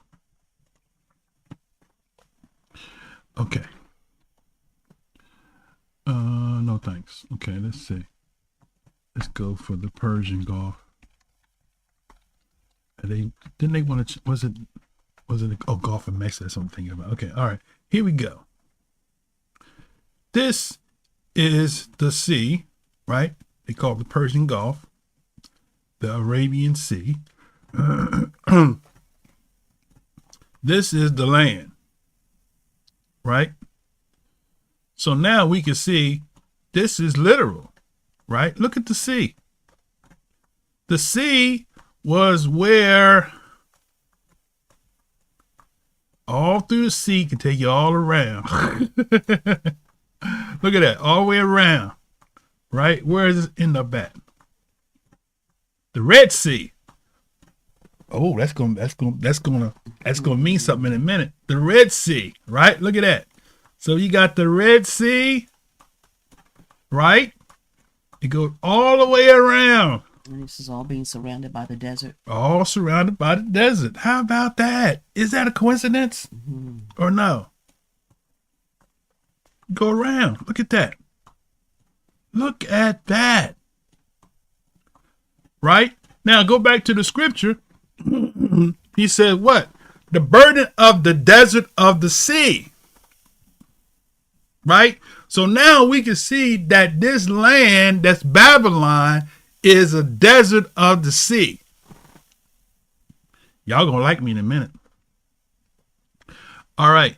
As whirlwinds of the south pass through, so it come from the desert. Look, as whirlwinds in the south, underline south, as whirlwinds in the south, right? We just showed you the south. The sea goes south of the desert of Babylon, right? Now, read verse 2. Go ahead. I read verse 2. Oh, he did? Okay. Grievous vision is declaring to me. Treacherous dealer, treacherously, and spoiler. Up. Now, that's what I want to say. Go up, O Elam. Oh, so now we're getting a name here. All right. Who's Elam? Right? Elam is a son of Shem.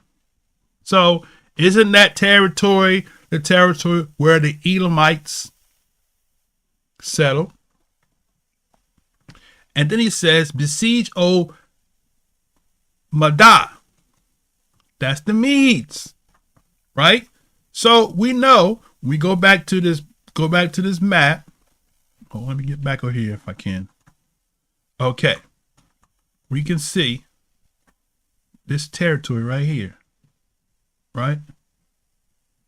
Here's the Medes over here, Iran, and this land here, Kuwait,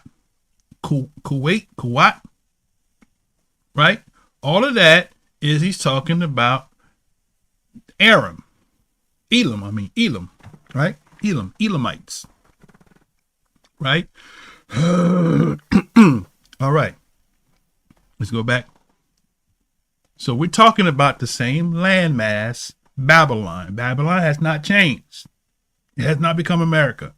Okay, now, he says, Elam besieged, O Media, all the sighing thereof have I made to cease. Okay, go ahead, verse 3 now. Go ahead.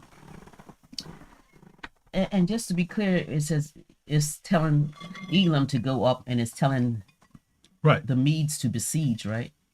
Right. Verse 3, therefore are my loins filled with pain. Pangs have taken hold upon me as the pangs of a woman that travaileth. Right. I was bowed down at the hearing of it. I was dismayed at the seeing of it. Right. My heart panted, fearfulness affrighted me. The night of my pleasure hath he turned into fear unto me. Right. Prepare the table, watch in the watchtower, eat, drink, arise, ye princes, Right. and anoint the shield. For thus have Yah said unto me, go set a watchman, let him declare what he seeth. Okay, he's taking the count. Go ahead. And he saw a chariot with a couple of horsemen. Wait a minute. A chariot with a horseman. Oh, they got the horseman in Revelation? Yep. All right, go ahead. A chariot of asses, Uh-huh. and a chariot of camels, and he hearkened diligently with much heed. And he cried, a lion, my master, I stand continually upon the watchtower in the daytime, Right. and I am set in my ward whole nights. Right. And behold, here cometh a chariot of men with a couple of horsemen. And he answered and said, Babylon is fallen, and all the graven images of her deities have he broken unto the ground. Right. Now stop for a second. Those are the armies, right? Those are the armies in heaven. Army of Yah. Yeah. Chariots of Yah. They come into battle. The armies of heaven, right? Where do we find it at? The armies of heaven. Let me see. Armies. Let me hold.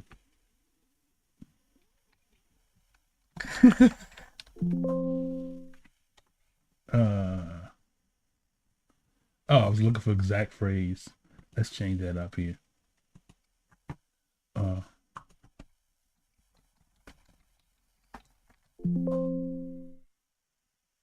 Okay, there it is. Revelation 19. All right. I knew the Ruach was given to me. Okay, now, so look at this right here. This is Revelation 19. And let's see. Start right here. Let's see. Start at verse 11. Look, y'all got to see. Y'all got to see this. All right, go ahead.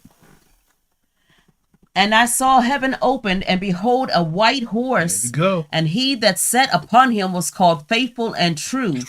And in righteousness he doth judge and make war. He judge and make war. Watch this. His eyes were as a flame of fire, and on his head were many crowns. Wait a minute. And he had a name written that no man knew but he himself. Wait a minute. So why was his eyes as a flame of fire? Now you see now, right? Rage. Fierce anger. Huh? Coming with vengeance. And not only that, but what is the red also significant of? Blood. The blood of the saints. He's going to avenge the blood on her. Right? All right, go ahead, continue. And he was clothed with a vesture dipped in blood. There it is. And his name is called the Word of Yah. And the armies which were in heaven followed him upon white horses, clothed in fine linen, white and clean. And what happened with it? And out of his mouth goeth a sharp sword, that with it he should smite the nations, and he shall rule them with a rod of iron, and he treadeth the winepress of the fierceness and wrath of Almighty Yah. What is that wine press? Huh? The wine, the fornication of the wine of her fornication, which is the blood of the saints. The blood of the saints. Yah ain't playing. He going to judge every living nation for the blood that they shed of his saints. They're not getting by. They could prolong their agony all day long, but Yah is going to get the last word, right? To a city near you. Okay, that's all I want to read there. Now let's go back to Yoshiyahu. Okay, we connecting the dots here, brothers and sisters. We bringing it home. We're pulling together, right? Y'all don't want to read now because I'm about to go into some stuff that a lot of people don't know about. But I'm showing you from the book first, and then we're going to show you historically why we know that this Babylon hasn't been judged and is going to be judged, and it's not America. And America's going to be a part of the systematic judgment that happens on the whole globe, right? Now, so what did you read verse 9? Did you read 9? Verse 9. Okay. So the chariots of men with couple of horsemen, and he answered and said, Babylon is fallen, and all the graven images of her deities he had broken into the ground. Okay. Now read verse 10. O my threshing and the corn of my floor, that which I have heard of Yah of hosts, the Elohim of Israel have I declared unto you. Now watch this. Now listen. This gonna bring. Look, y'all gotta watch this. Y'all gotta get this right here. This gonna bring it home. This is another nail in the coffin to Esau, is the so-called white man. Watch what he says next. Go ahead.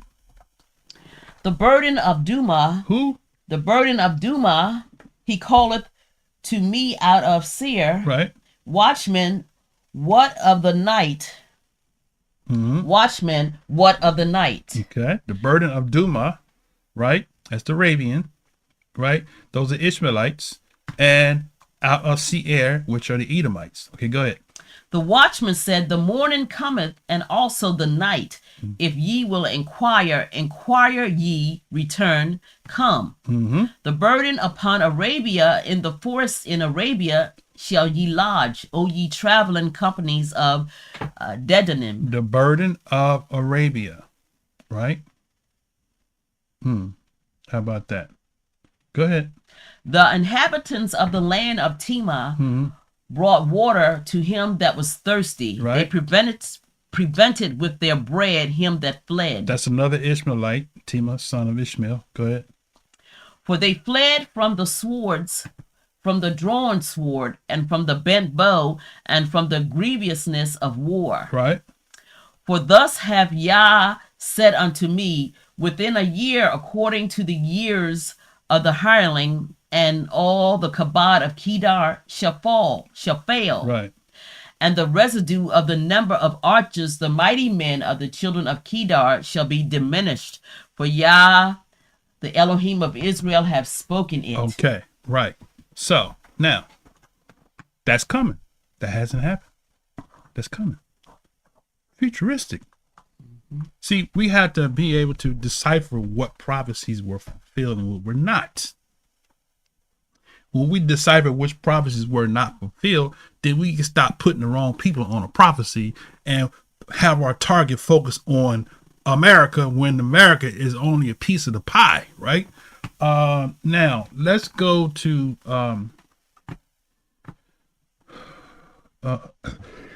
let's go to Jeremiah, Yirmiyahu. Okay, and then we're gonna wrap it up with some historical stuff. Okay. So I want to go to Jeremiah 51.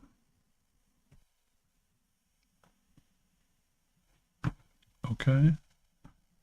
Jeremiah 51, and let's see. I got verse 8, I believe. Jeremiah 51.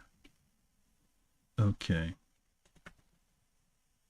Let's start at verse 1. Okay, this is Babylon. Now, this is the one where a lot of people read, right? But you got to read it in context of what he's saying. Let's look at it. All right, here we go. Thus says Yah, behold, I will raise up against Babylon and against them that dwell in the midst of them that rise up against me a destroying wind. Okay. And will send unto Babylon fanners that shall fan her and shall empty her land. For in the day of trouble they shall be against her round about. Now stop for a second. Isn't that the same thing that Isaiah said? That it would be a wilderness, right? So we know that hasn't happened. Right? It has not become a wilderness. Okay? But that's a future judgment that we see here that he's talking about Babylon. He's coming against Babylon. So this Babylon is going to be, now I can see why people would say this is America because of the way it is described and it has the appearance of being America, right? Okay. And we're going to read where it talks about thou was deliciously or something like that. That's in Revelation. Did we read that part? I think we read it. Okay. So people say, "Oh, see, America is dream place where everybody's living deliciously and lavishly and all of that, right?" Okay. That's not enough to say that that's America, because there's a lot of places where people live deliciously off of this. And we're going to show that to you in a second. All right, now, okay, let's continue. Go ahead. Against him that bendeth, let the archer bend his bow, and against him that lifteth himself up in his brigadine, and spare ye not her young men, destroy ye utterly all her hosts. Right. Thus the slain shall fall in the land of the Chaldeans, and they that are thrust through in her streets. Oh, look at that. Look at that. The slain shall fall in the land of the Chaldees. Not in America. So, question I would ask to my people that teach America's Babylon, where is the land of the Chaldees in America? Where's the great city in America? Where was the prophet slain in America? Where was the Messiah impaled or crucified in America? Right? So for America to be Babylon the Great, all that has to fit. It's just like we talk about the new covenant, right? They shall no more teach. Every man his neighbor. Right. But they shall all know me from the least to greatest. So we say all this criteria has to be fulfilled for us to be in the new covenant or renewed covenant. So how is it that applies to that? But when it applies to describing or defining who Babylon is, all these things that he talks about Babylon, it don't matter because it's spiritualized now. Right?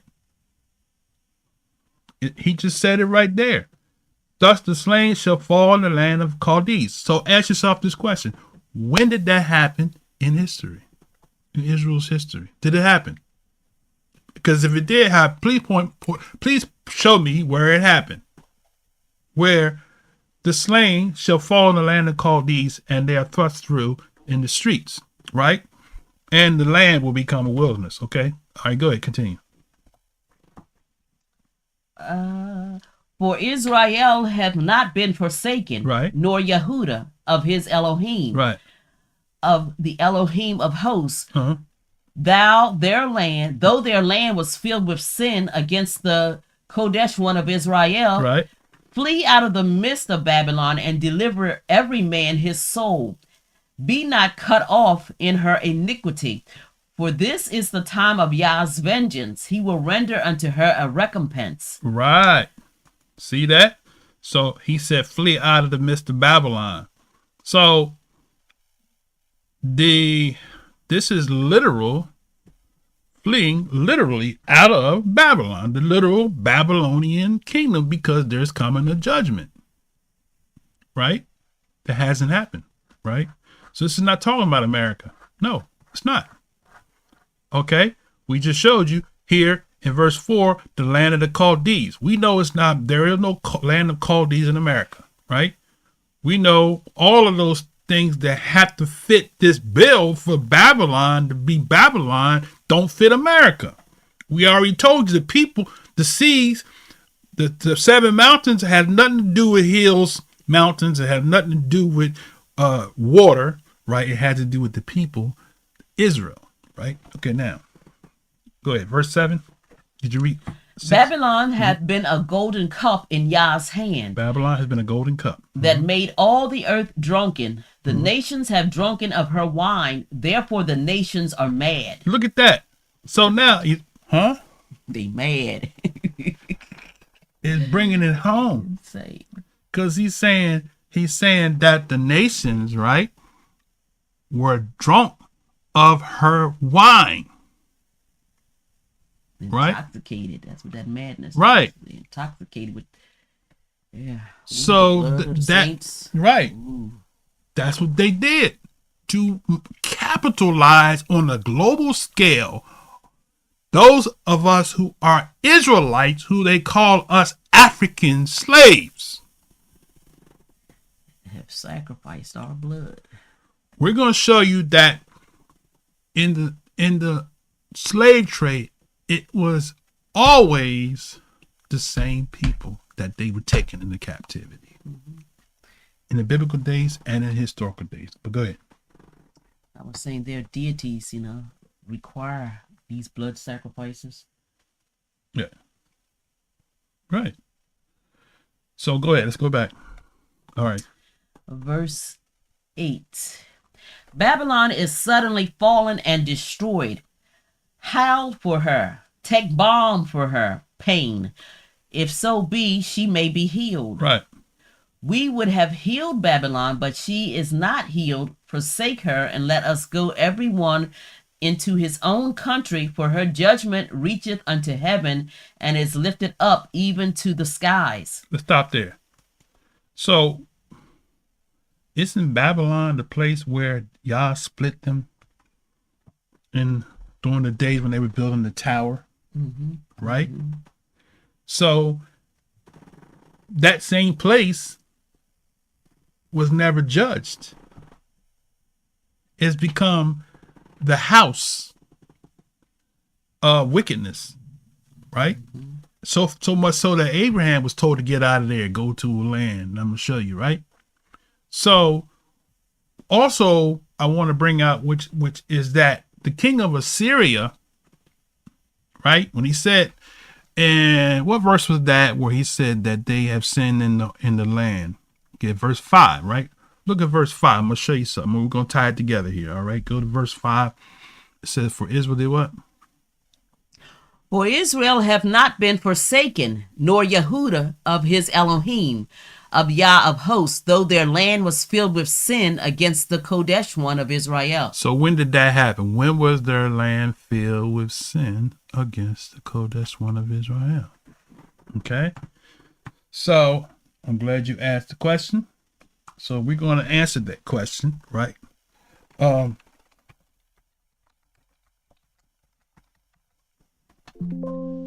Okay.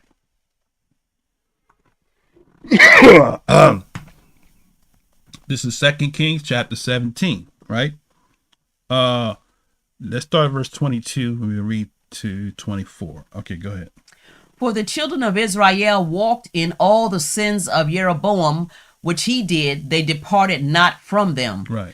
Until Yah removed Israel out of his sight, as he had said by all his servants the prophets. Right. So was Israel carried away out of their own land to Assyria unto this day. Right. Now, what did the king of Assyria do? For next verse. And the king of Assyria brought men from Babylon and from Kutah and from Ava and from Hamath and from Sepharvaim and placed them in the cities of Samaria instead of the children of Israel.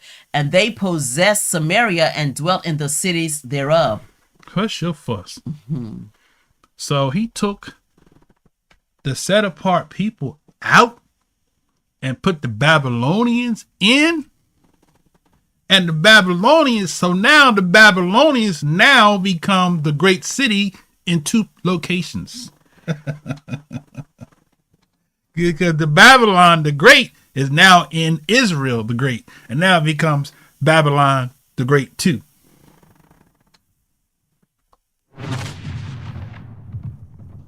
bringing to the table, brother? So now we got 2-for-1 judgment now. We got great city, 2-for-1. You know, you said kill two birds with one stone. Mm-hmm. So the king now have brought Babylon into the Chaldees city. Now that has brought forth judgment on the land.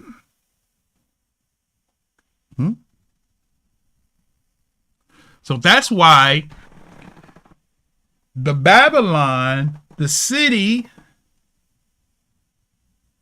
if you can see it, there it is. The city. Why in Zechariah 14, let's go back to Zechariah 14. Somebody's kind of scratching their head. Okay. Why would y'all do that to the holy city? Well, it ain't holy now. We just saw you. It's not. He just brought the men of Babylon in there. That which was Chaldees has now become foul. Right? So, Another people, other customs, yeah. Mm-hmm. Defiled, polluted. And then Judah continued. Let's go back in there. Judah continued. Let's see. Where do we? Judah continued. Let's see.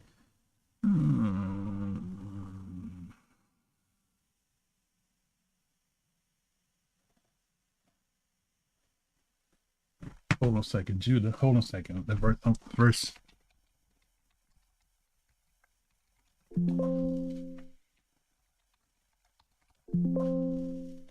Okay, let's see. Where did the verse I want? Okay, we hungry. Both hungry. I'm gonna drown. Okay, all right. I'm gonna progress to the climax. Okay, all right. So my stomach just let me know. Okay, all right. So the city became Babylon 2. Right? Now, I'm going to show you this, and then I'm going to show you the history. Okay. So when Abraham was given the promise, right? I'm going to show you that Babylon, literal Babylon, is a part of the city, right? Where the judgment is coming, because when the Most High promised to Abraham, right, a land, look at what he tells him, right? So let's go to Genesis.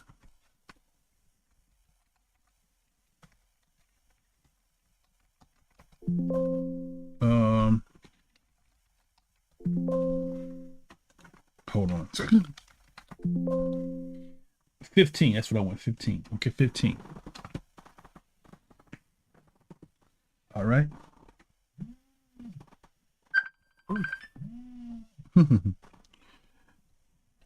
All right. Okay. Start at verse 17. This is Genesis 15:70. I'll go ahead, read. Go handle that. Okay. And it came to pass that when the sun went down, that it was dark, behold, a smoking furnace and a burning lamp that passed between those pieces. In the same day, Yah made a covenant with Abram, saying, unto thy seed have I given this land, from the river of Egypt unto the river of Euphrates. Boom. So if we go to our Google Earth, and let's see if I can find the Euphrates River.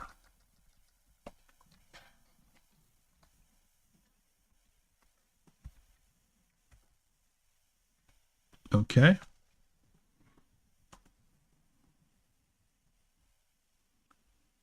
All right. So you should be able to see here. This is the Euphrates River, right? Okay. Look at that. See it? This is the Euphrates River. right? All the way down. So this land here from the Euphrates River all the way over to the river of Egypt, which is the Red Sea. Some say the Nile. Okay, potato, potato. I believe it's the Red Sea. Okay. All of this land is the four square. Because when the New Jerusalem comes down out of heaven, it's going to sit right here in this land. Remember last week we talked about how the Most High said that he's going to make a place of graves, and that they're going to bury Haman and Gog and all his bands there, right? So when that happens, the land is going to be purged, right? The four square has to sit there in that spot, the new city, right? The great, we just read in Revelation, the great city Jerusalem come down from heaven, because the great is going to replace the not so great. Okay. So we see that. Let's go back in. All right. So from the river Euphrates includes Babylon. Right. So the river Euphrates includes Babylon. So it goes down to the Persian Gulf. See that Euphrates River down to the Persian Gulf, which is called the Indian Ocean. It merges into the Indian Ocean, right? Where is the Indian Ocean at? Arabian Sea. Okay. Now,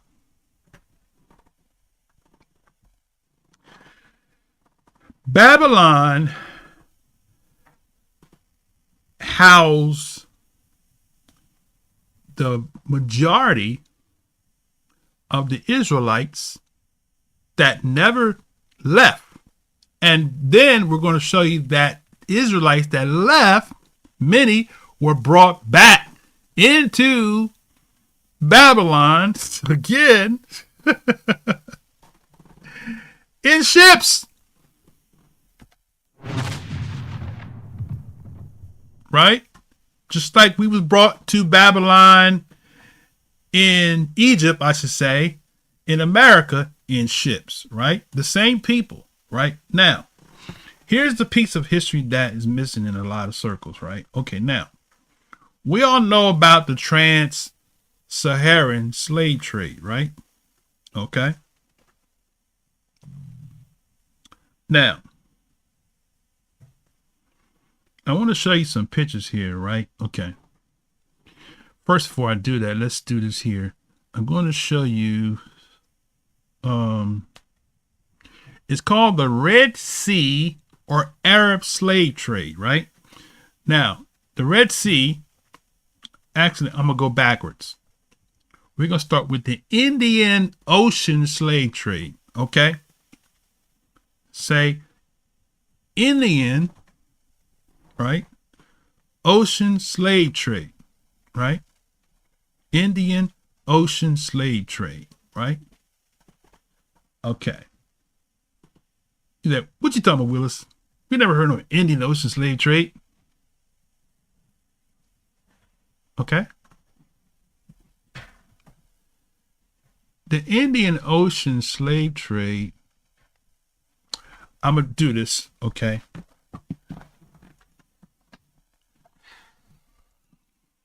I'll give you some references here. The Indian Ocean slave trade. Okay. And you can do that and Google that. There are books and stuff. I'm not going to have time to go through books. Hold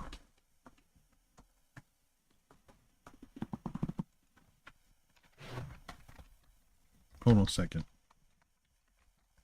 I have it in my notes, but I want to give you a link. Was the Indian slave trade? Okay.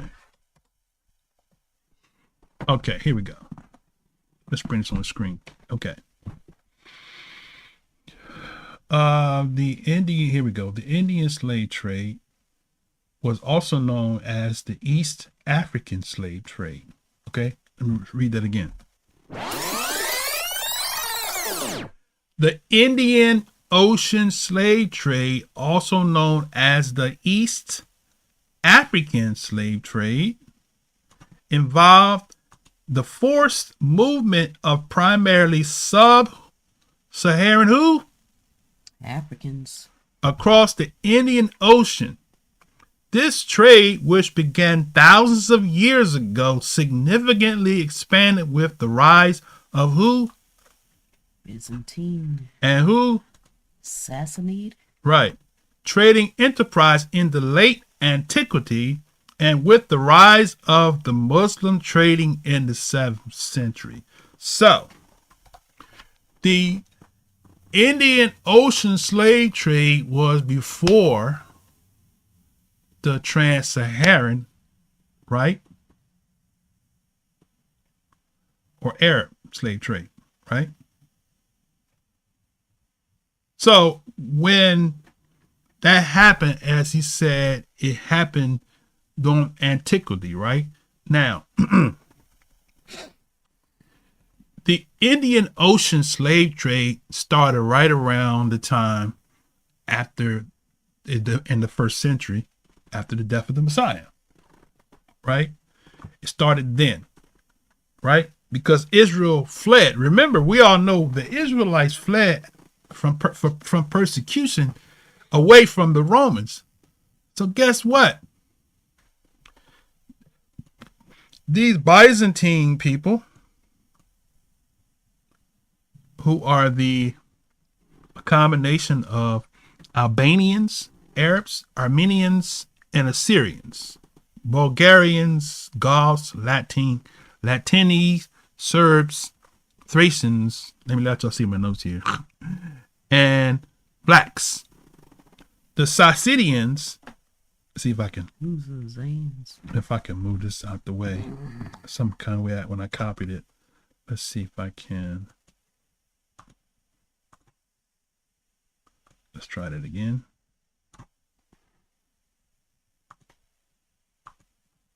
Okay, so it said the empire. Let me scroll this up here. The empire, the Indian Ocean slave trade. The Indian Ocean slave trade lasted for thousands of years, right? Unlike the trans-Saharan slave trade, which lasted what, 400? Transatlantic. I'm sorry. Where's transatlantic? Right here, 341 years, right?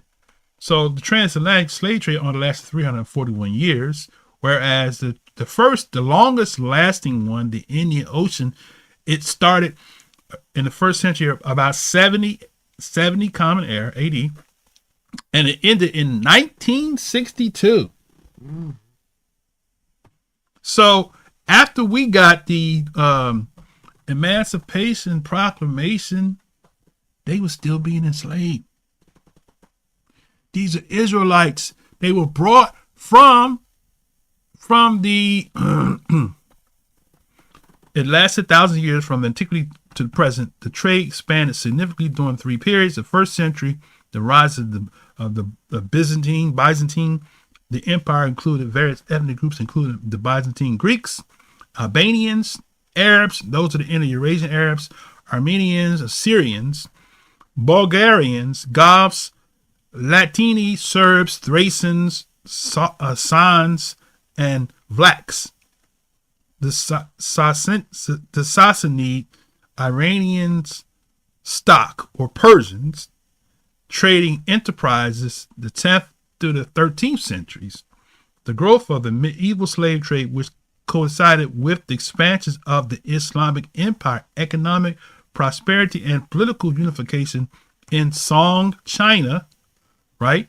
16th century to the 19th centuries. The involvement of European powers include the Portuguese, Dutch, British, who transported slaves to the Americas and other parts of the world. The trade declined in the 19th century as slavery was abolished, but forms of bondage and illegal slavery continued to exist in the Gulf region for much of the 20th century. So now what I want to do is, didn't have it on the screen. What I want to do is, so where did the Indian Ocean slave trade transport them to? Okay, let's do that. All right.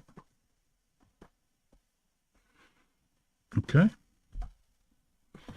So he says here, the Indian Ocean slave trade transported enslaved individuals primarily to areas within the Indian Ocean region, including parts of Africa, the Middle East, and Southeast Asia.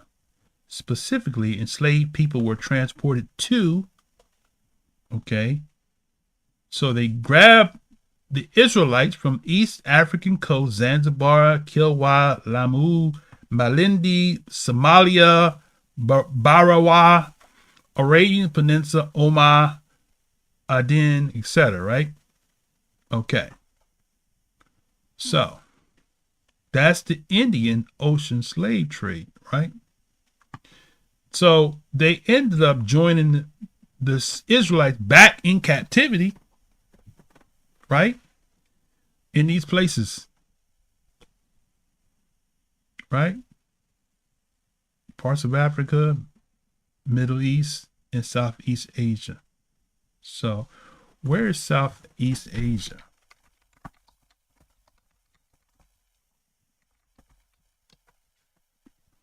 Southeast Asia is located in the southern part of the continent of Asia. It's east of India subcontinent and south of China. Regions include both mainland portions of numerous islands, right? So there you have the Indian slave trade. Then you have, after the Indian slave trade in the ocean, you have the trans-Saharan, which came as a result of the Arab Islamic invasion, okay? So trans-Saharan, or the Arab slave trade. The trans-Saharan slave trade, also known as the Arab Muslim slave trade or the Eastern slave trade, lasted 1,300 years from 652 to 1960. So now, all of these slave trades would lasted longer than the transatlantic slave trade. But we put so much emphasis on the transatlantic slave trade, but in actuality, Israelites have been enslaved for the past 2,000 years. Prior to the transatlantic slave trade, which happened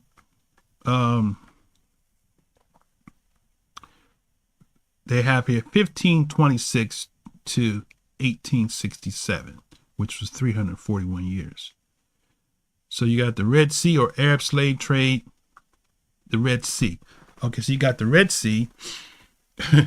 You got the Red Sea slave trade, which lasted 800 to 1900. So they have two different divisions of Arab slave trade: the Red Sea and the Trans-Saharan. Right? Trans-Saharan started first. Let me go back and finish this out. Trans-Saharan, known as the Arab Muslim slave trade, Eastern slave trade, lasted 1,300 years from 652 to 1960. It was a network of trade routes that transported African captives from sub-Saharan to markets in the north. The trade routes were broken into sectors with goods and people bartered and sold multiple times in new trades en route.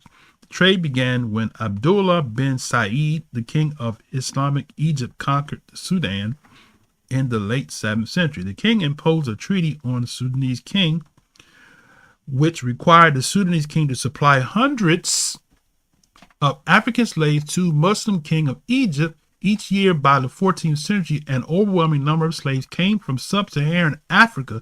Historians estimate that between 650 to 1900, 10 to 18 million people were enslaved by Arab slave traders. The trade endured for many centuries, in part because of the natural protection offered by the zone between Sudan, West Africa coast. This region contains no rivers that had navigable beyond 62 miles inland and covered the forest that harbored insects bearing, what is that? Trypanosomes, parasites that raise pre-industrial transport costs. The trade was abolished in Saudi Arabia in 1956.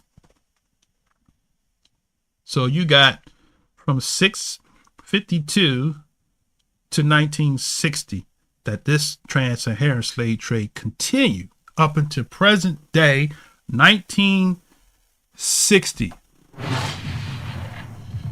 Then you have, we just covered the Indian Ocean, which is the oldest. And go back down here to the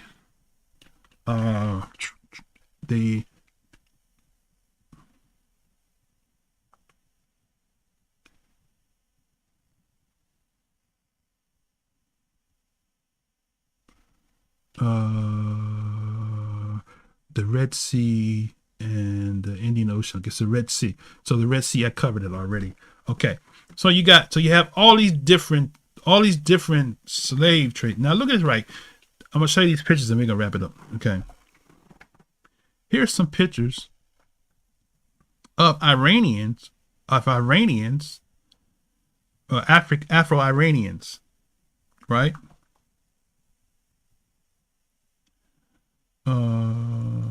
I didn't give the link. Let me see. I think I do have a link here. Let me see. Hold on a second with these pictures on it. Let's go here. Okay. No thanks. Afro-Iranian community beyond Haji Farouz, blackface, the slave trade, and Bandari music. So this guy looks like one of the brothers down the street. Okay. I don't see the pictures that I was looking for. So let's do this here.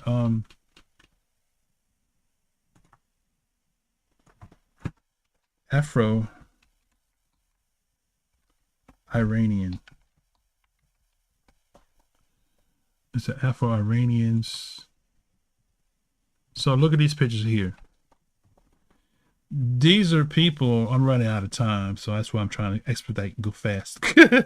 These are Afro-Iranians. Look at them. Right? And these people don't know that they are. Look at this little girl here.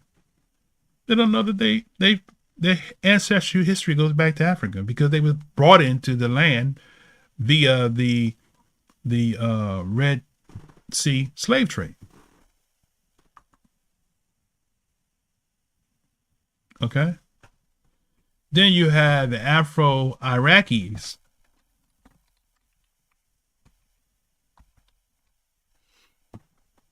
Look at them.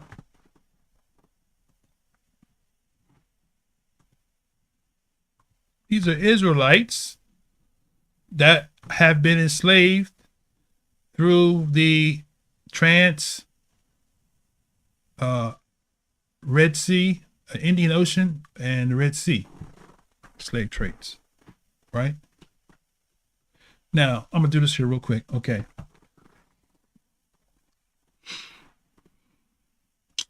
There's so much. How were the Africans enslaved into Iraq? Oh, let's see. Let's do all.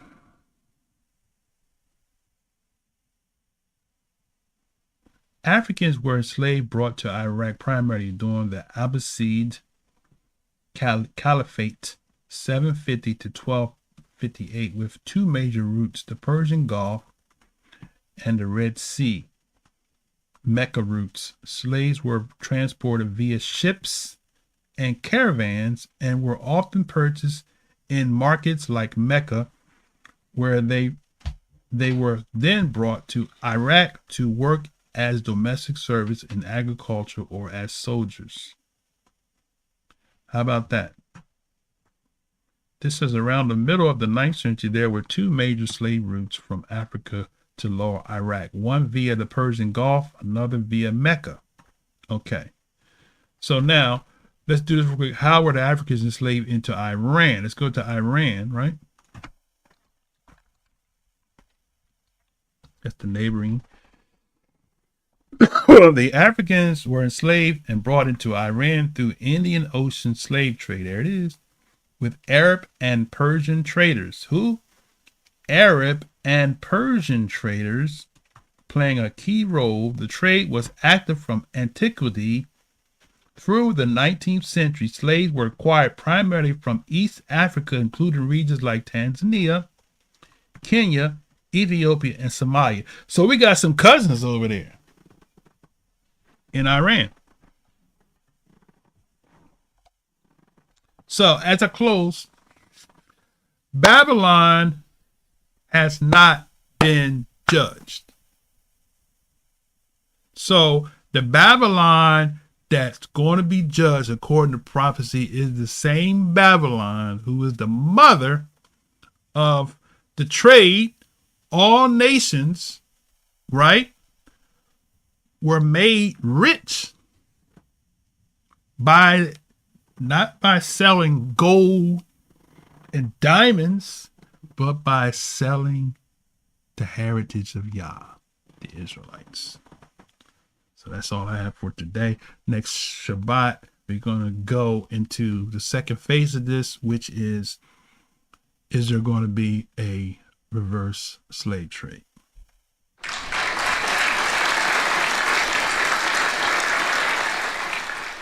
All right. Any questions, comments before I wrap this session up? Let me go back and look at my my notes here. I mean my comments here. Let's see. Coach Sherry, she said, sorry for coming late. Well, it's good to see you.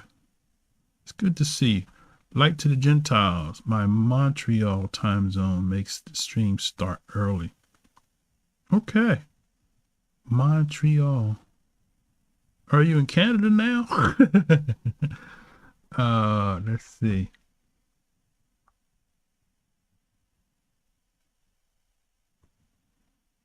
Have you heard of the Pacific Ocean slave trade? The Pacific Ocean slave trade. The Pacific Ocean slave, and that's good. That's a good question. Let's see. Let's see. I think sometimes they interchange the names.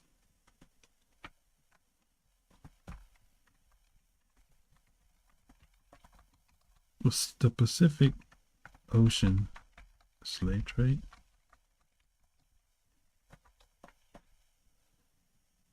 Trans-Pacific slave trade, on the other hand, remains largely unknown. The Trans-Pacific, okay, so here's what the notes say. The Trans-Pacific slave trade, on the other hand, remains largely unknown. From the late 16th to the 18th centuries, Spaniards forced some 8,000 to 10,000 captive into rickety galleons, where they would endure a 6-month odyssey from the Philippines to Mexico. Okay. So yeah, I mean,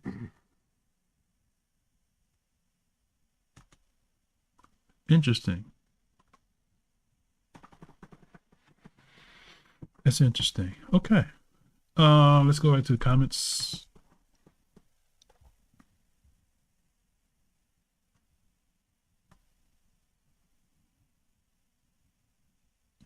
All right, Brother Dollars is gone. Let's see. Like to the Gentile, good to see my brother. Following at Malachi. Okay, you're following. Okay, Shalom, Pride. No, you are taking Israel, northern kingdom being spread abroad by Syria, however, king of Judah continue along with Jerusalem. I'm following. Okay. 100 messages. This is American New Order. Needed the same people enslaved Babylon. United States is the most powerful kingdom in human history. Do you think Yah would turn a blind eye to such a kingdom? that he doesn't mention it nowhere in the scripture. The U.S. is Babylon. Okay. So, brother Israel, I would go back and look at the lesson, because everybody, especially those of us in North America, we want to put all the emphasis on us, as if Israel only came to North America. So, and America is in the judgment, but America is not the great city. It's not the greatest of the captors who held us in captivity, right? What about the Israelites that's still enslaved in Spain and Portugal still, right? What about our brothers and sisters that's in UK, right? What about our brothers and sisters? I mean, I'm pretty sure they would think London is Mystery Babylon. So wherever we are, we would believe that Babylon is the place where we oppress, is the point I'm making. So America, United States, the governments of the world are going to all be judged for the enslavement. That's what Joel 3 said. It didn't say just one location. It said, I will judge. I will bring all nations to the valley of Jehoshaphat. All nations are going to be judged, including America, right? So let's not make America be the sole only nation, because there are more Israelites in other lands than are in North America, right? Most time we say America is going to be destroyed, we're not really thinking about Brazil, right? Let me give you some stats right quick, right? Okay.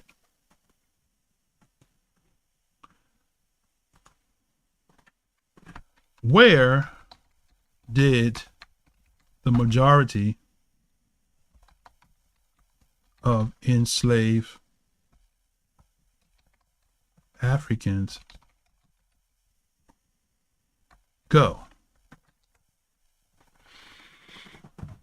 There we go. All right. Is it the majority of enslaved Africans were transported to the Caribbean and South America, with Statista indicating that these regions received 95% of all slaves arriving in Americas.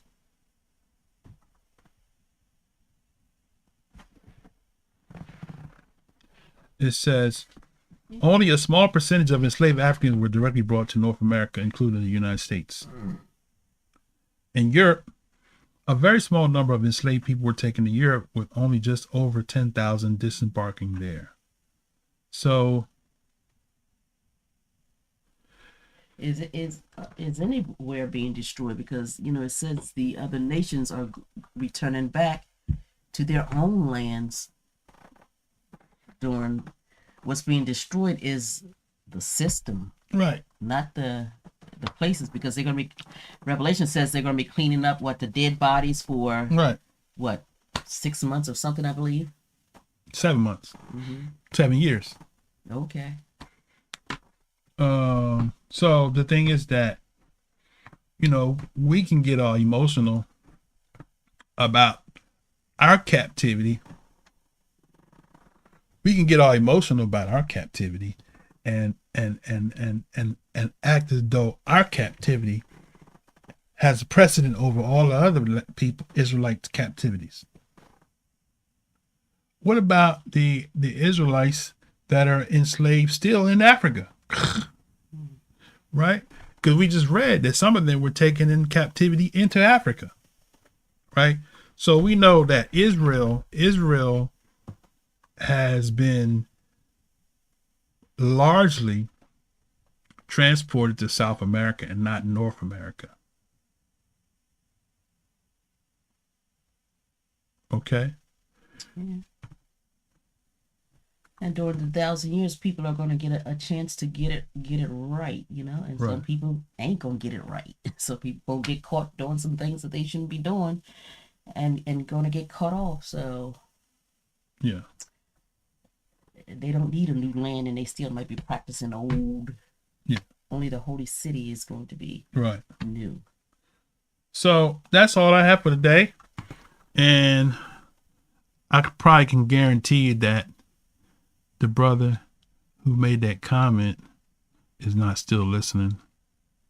But if he happens to come back and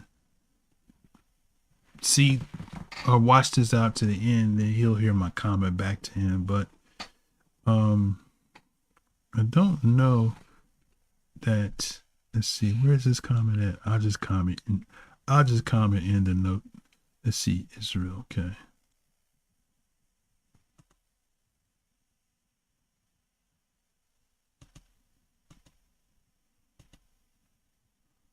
Okay, I can't go to his channel from here. I have to do it from the YouTube browser.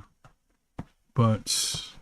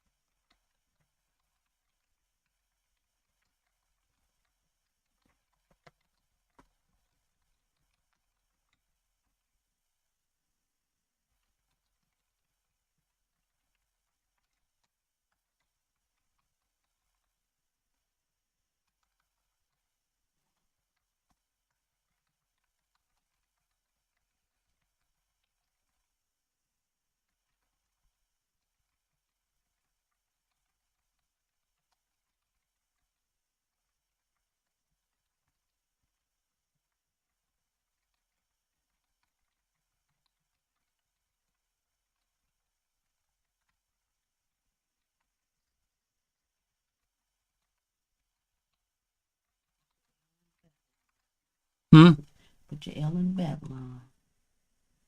You got to move over. You had it in the wrong spot. They'll know what you meant anyway. okay, I just changed it. Looked like you had the cursor in the wrong spot.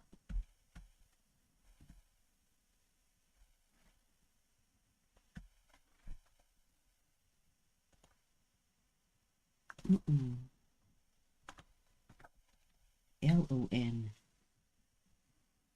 It's playing games with me. Maybe you exceeded the amount of letters. It's playing games with me when I went in there and then you give you the option Yeah, to put it over after L-O-N, honey, after the Y. No, but I'm trying. It says double click if this is correct. I clicked here and it took me somewhere else.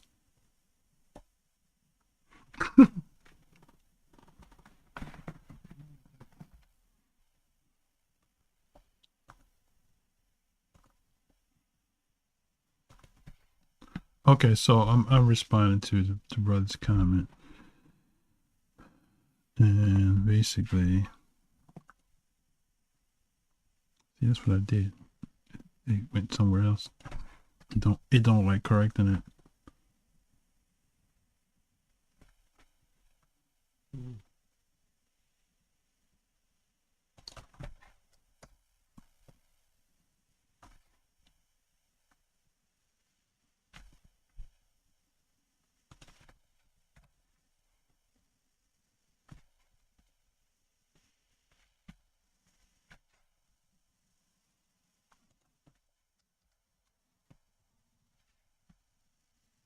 Okay, here we go. All right, so here's my comment. Brother Israel, if he comes back and sees this, we can just make out that only place Israel, that left my L out, was taken in captivity is USA. However, statistically, a small portion of enslaved Israelites were brought to USA. Therefore, making USA Babylon is self-centered. It is self-centered. So with that said, brothers and sisters, I'm finished. I appreciate your time. And I pray that the peace of Yah that passes all comprehension keep our minds and hearts through Yahshua the Messiah until we meet again. We'll see you all again next Shabbat on the reverse slave trade. Until that time, shalom, shalom, shalom.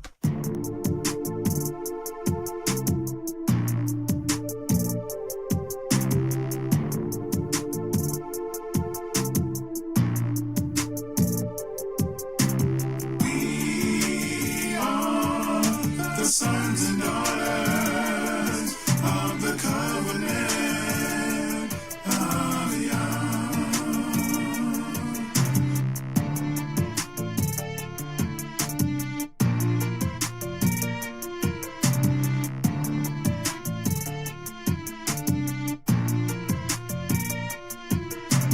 We are the sons and daughters of the covenant of Yah.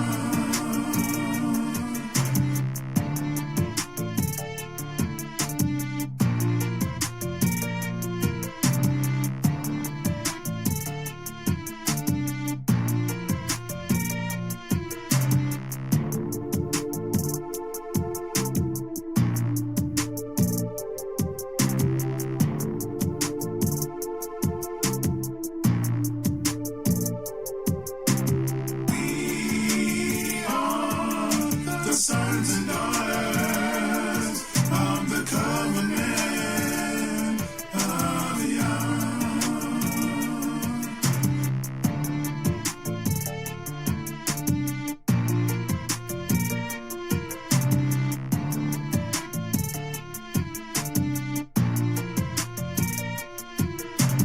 We are the sons and daughters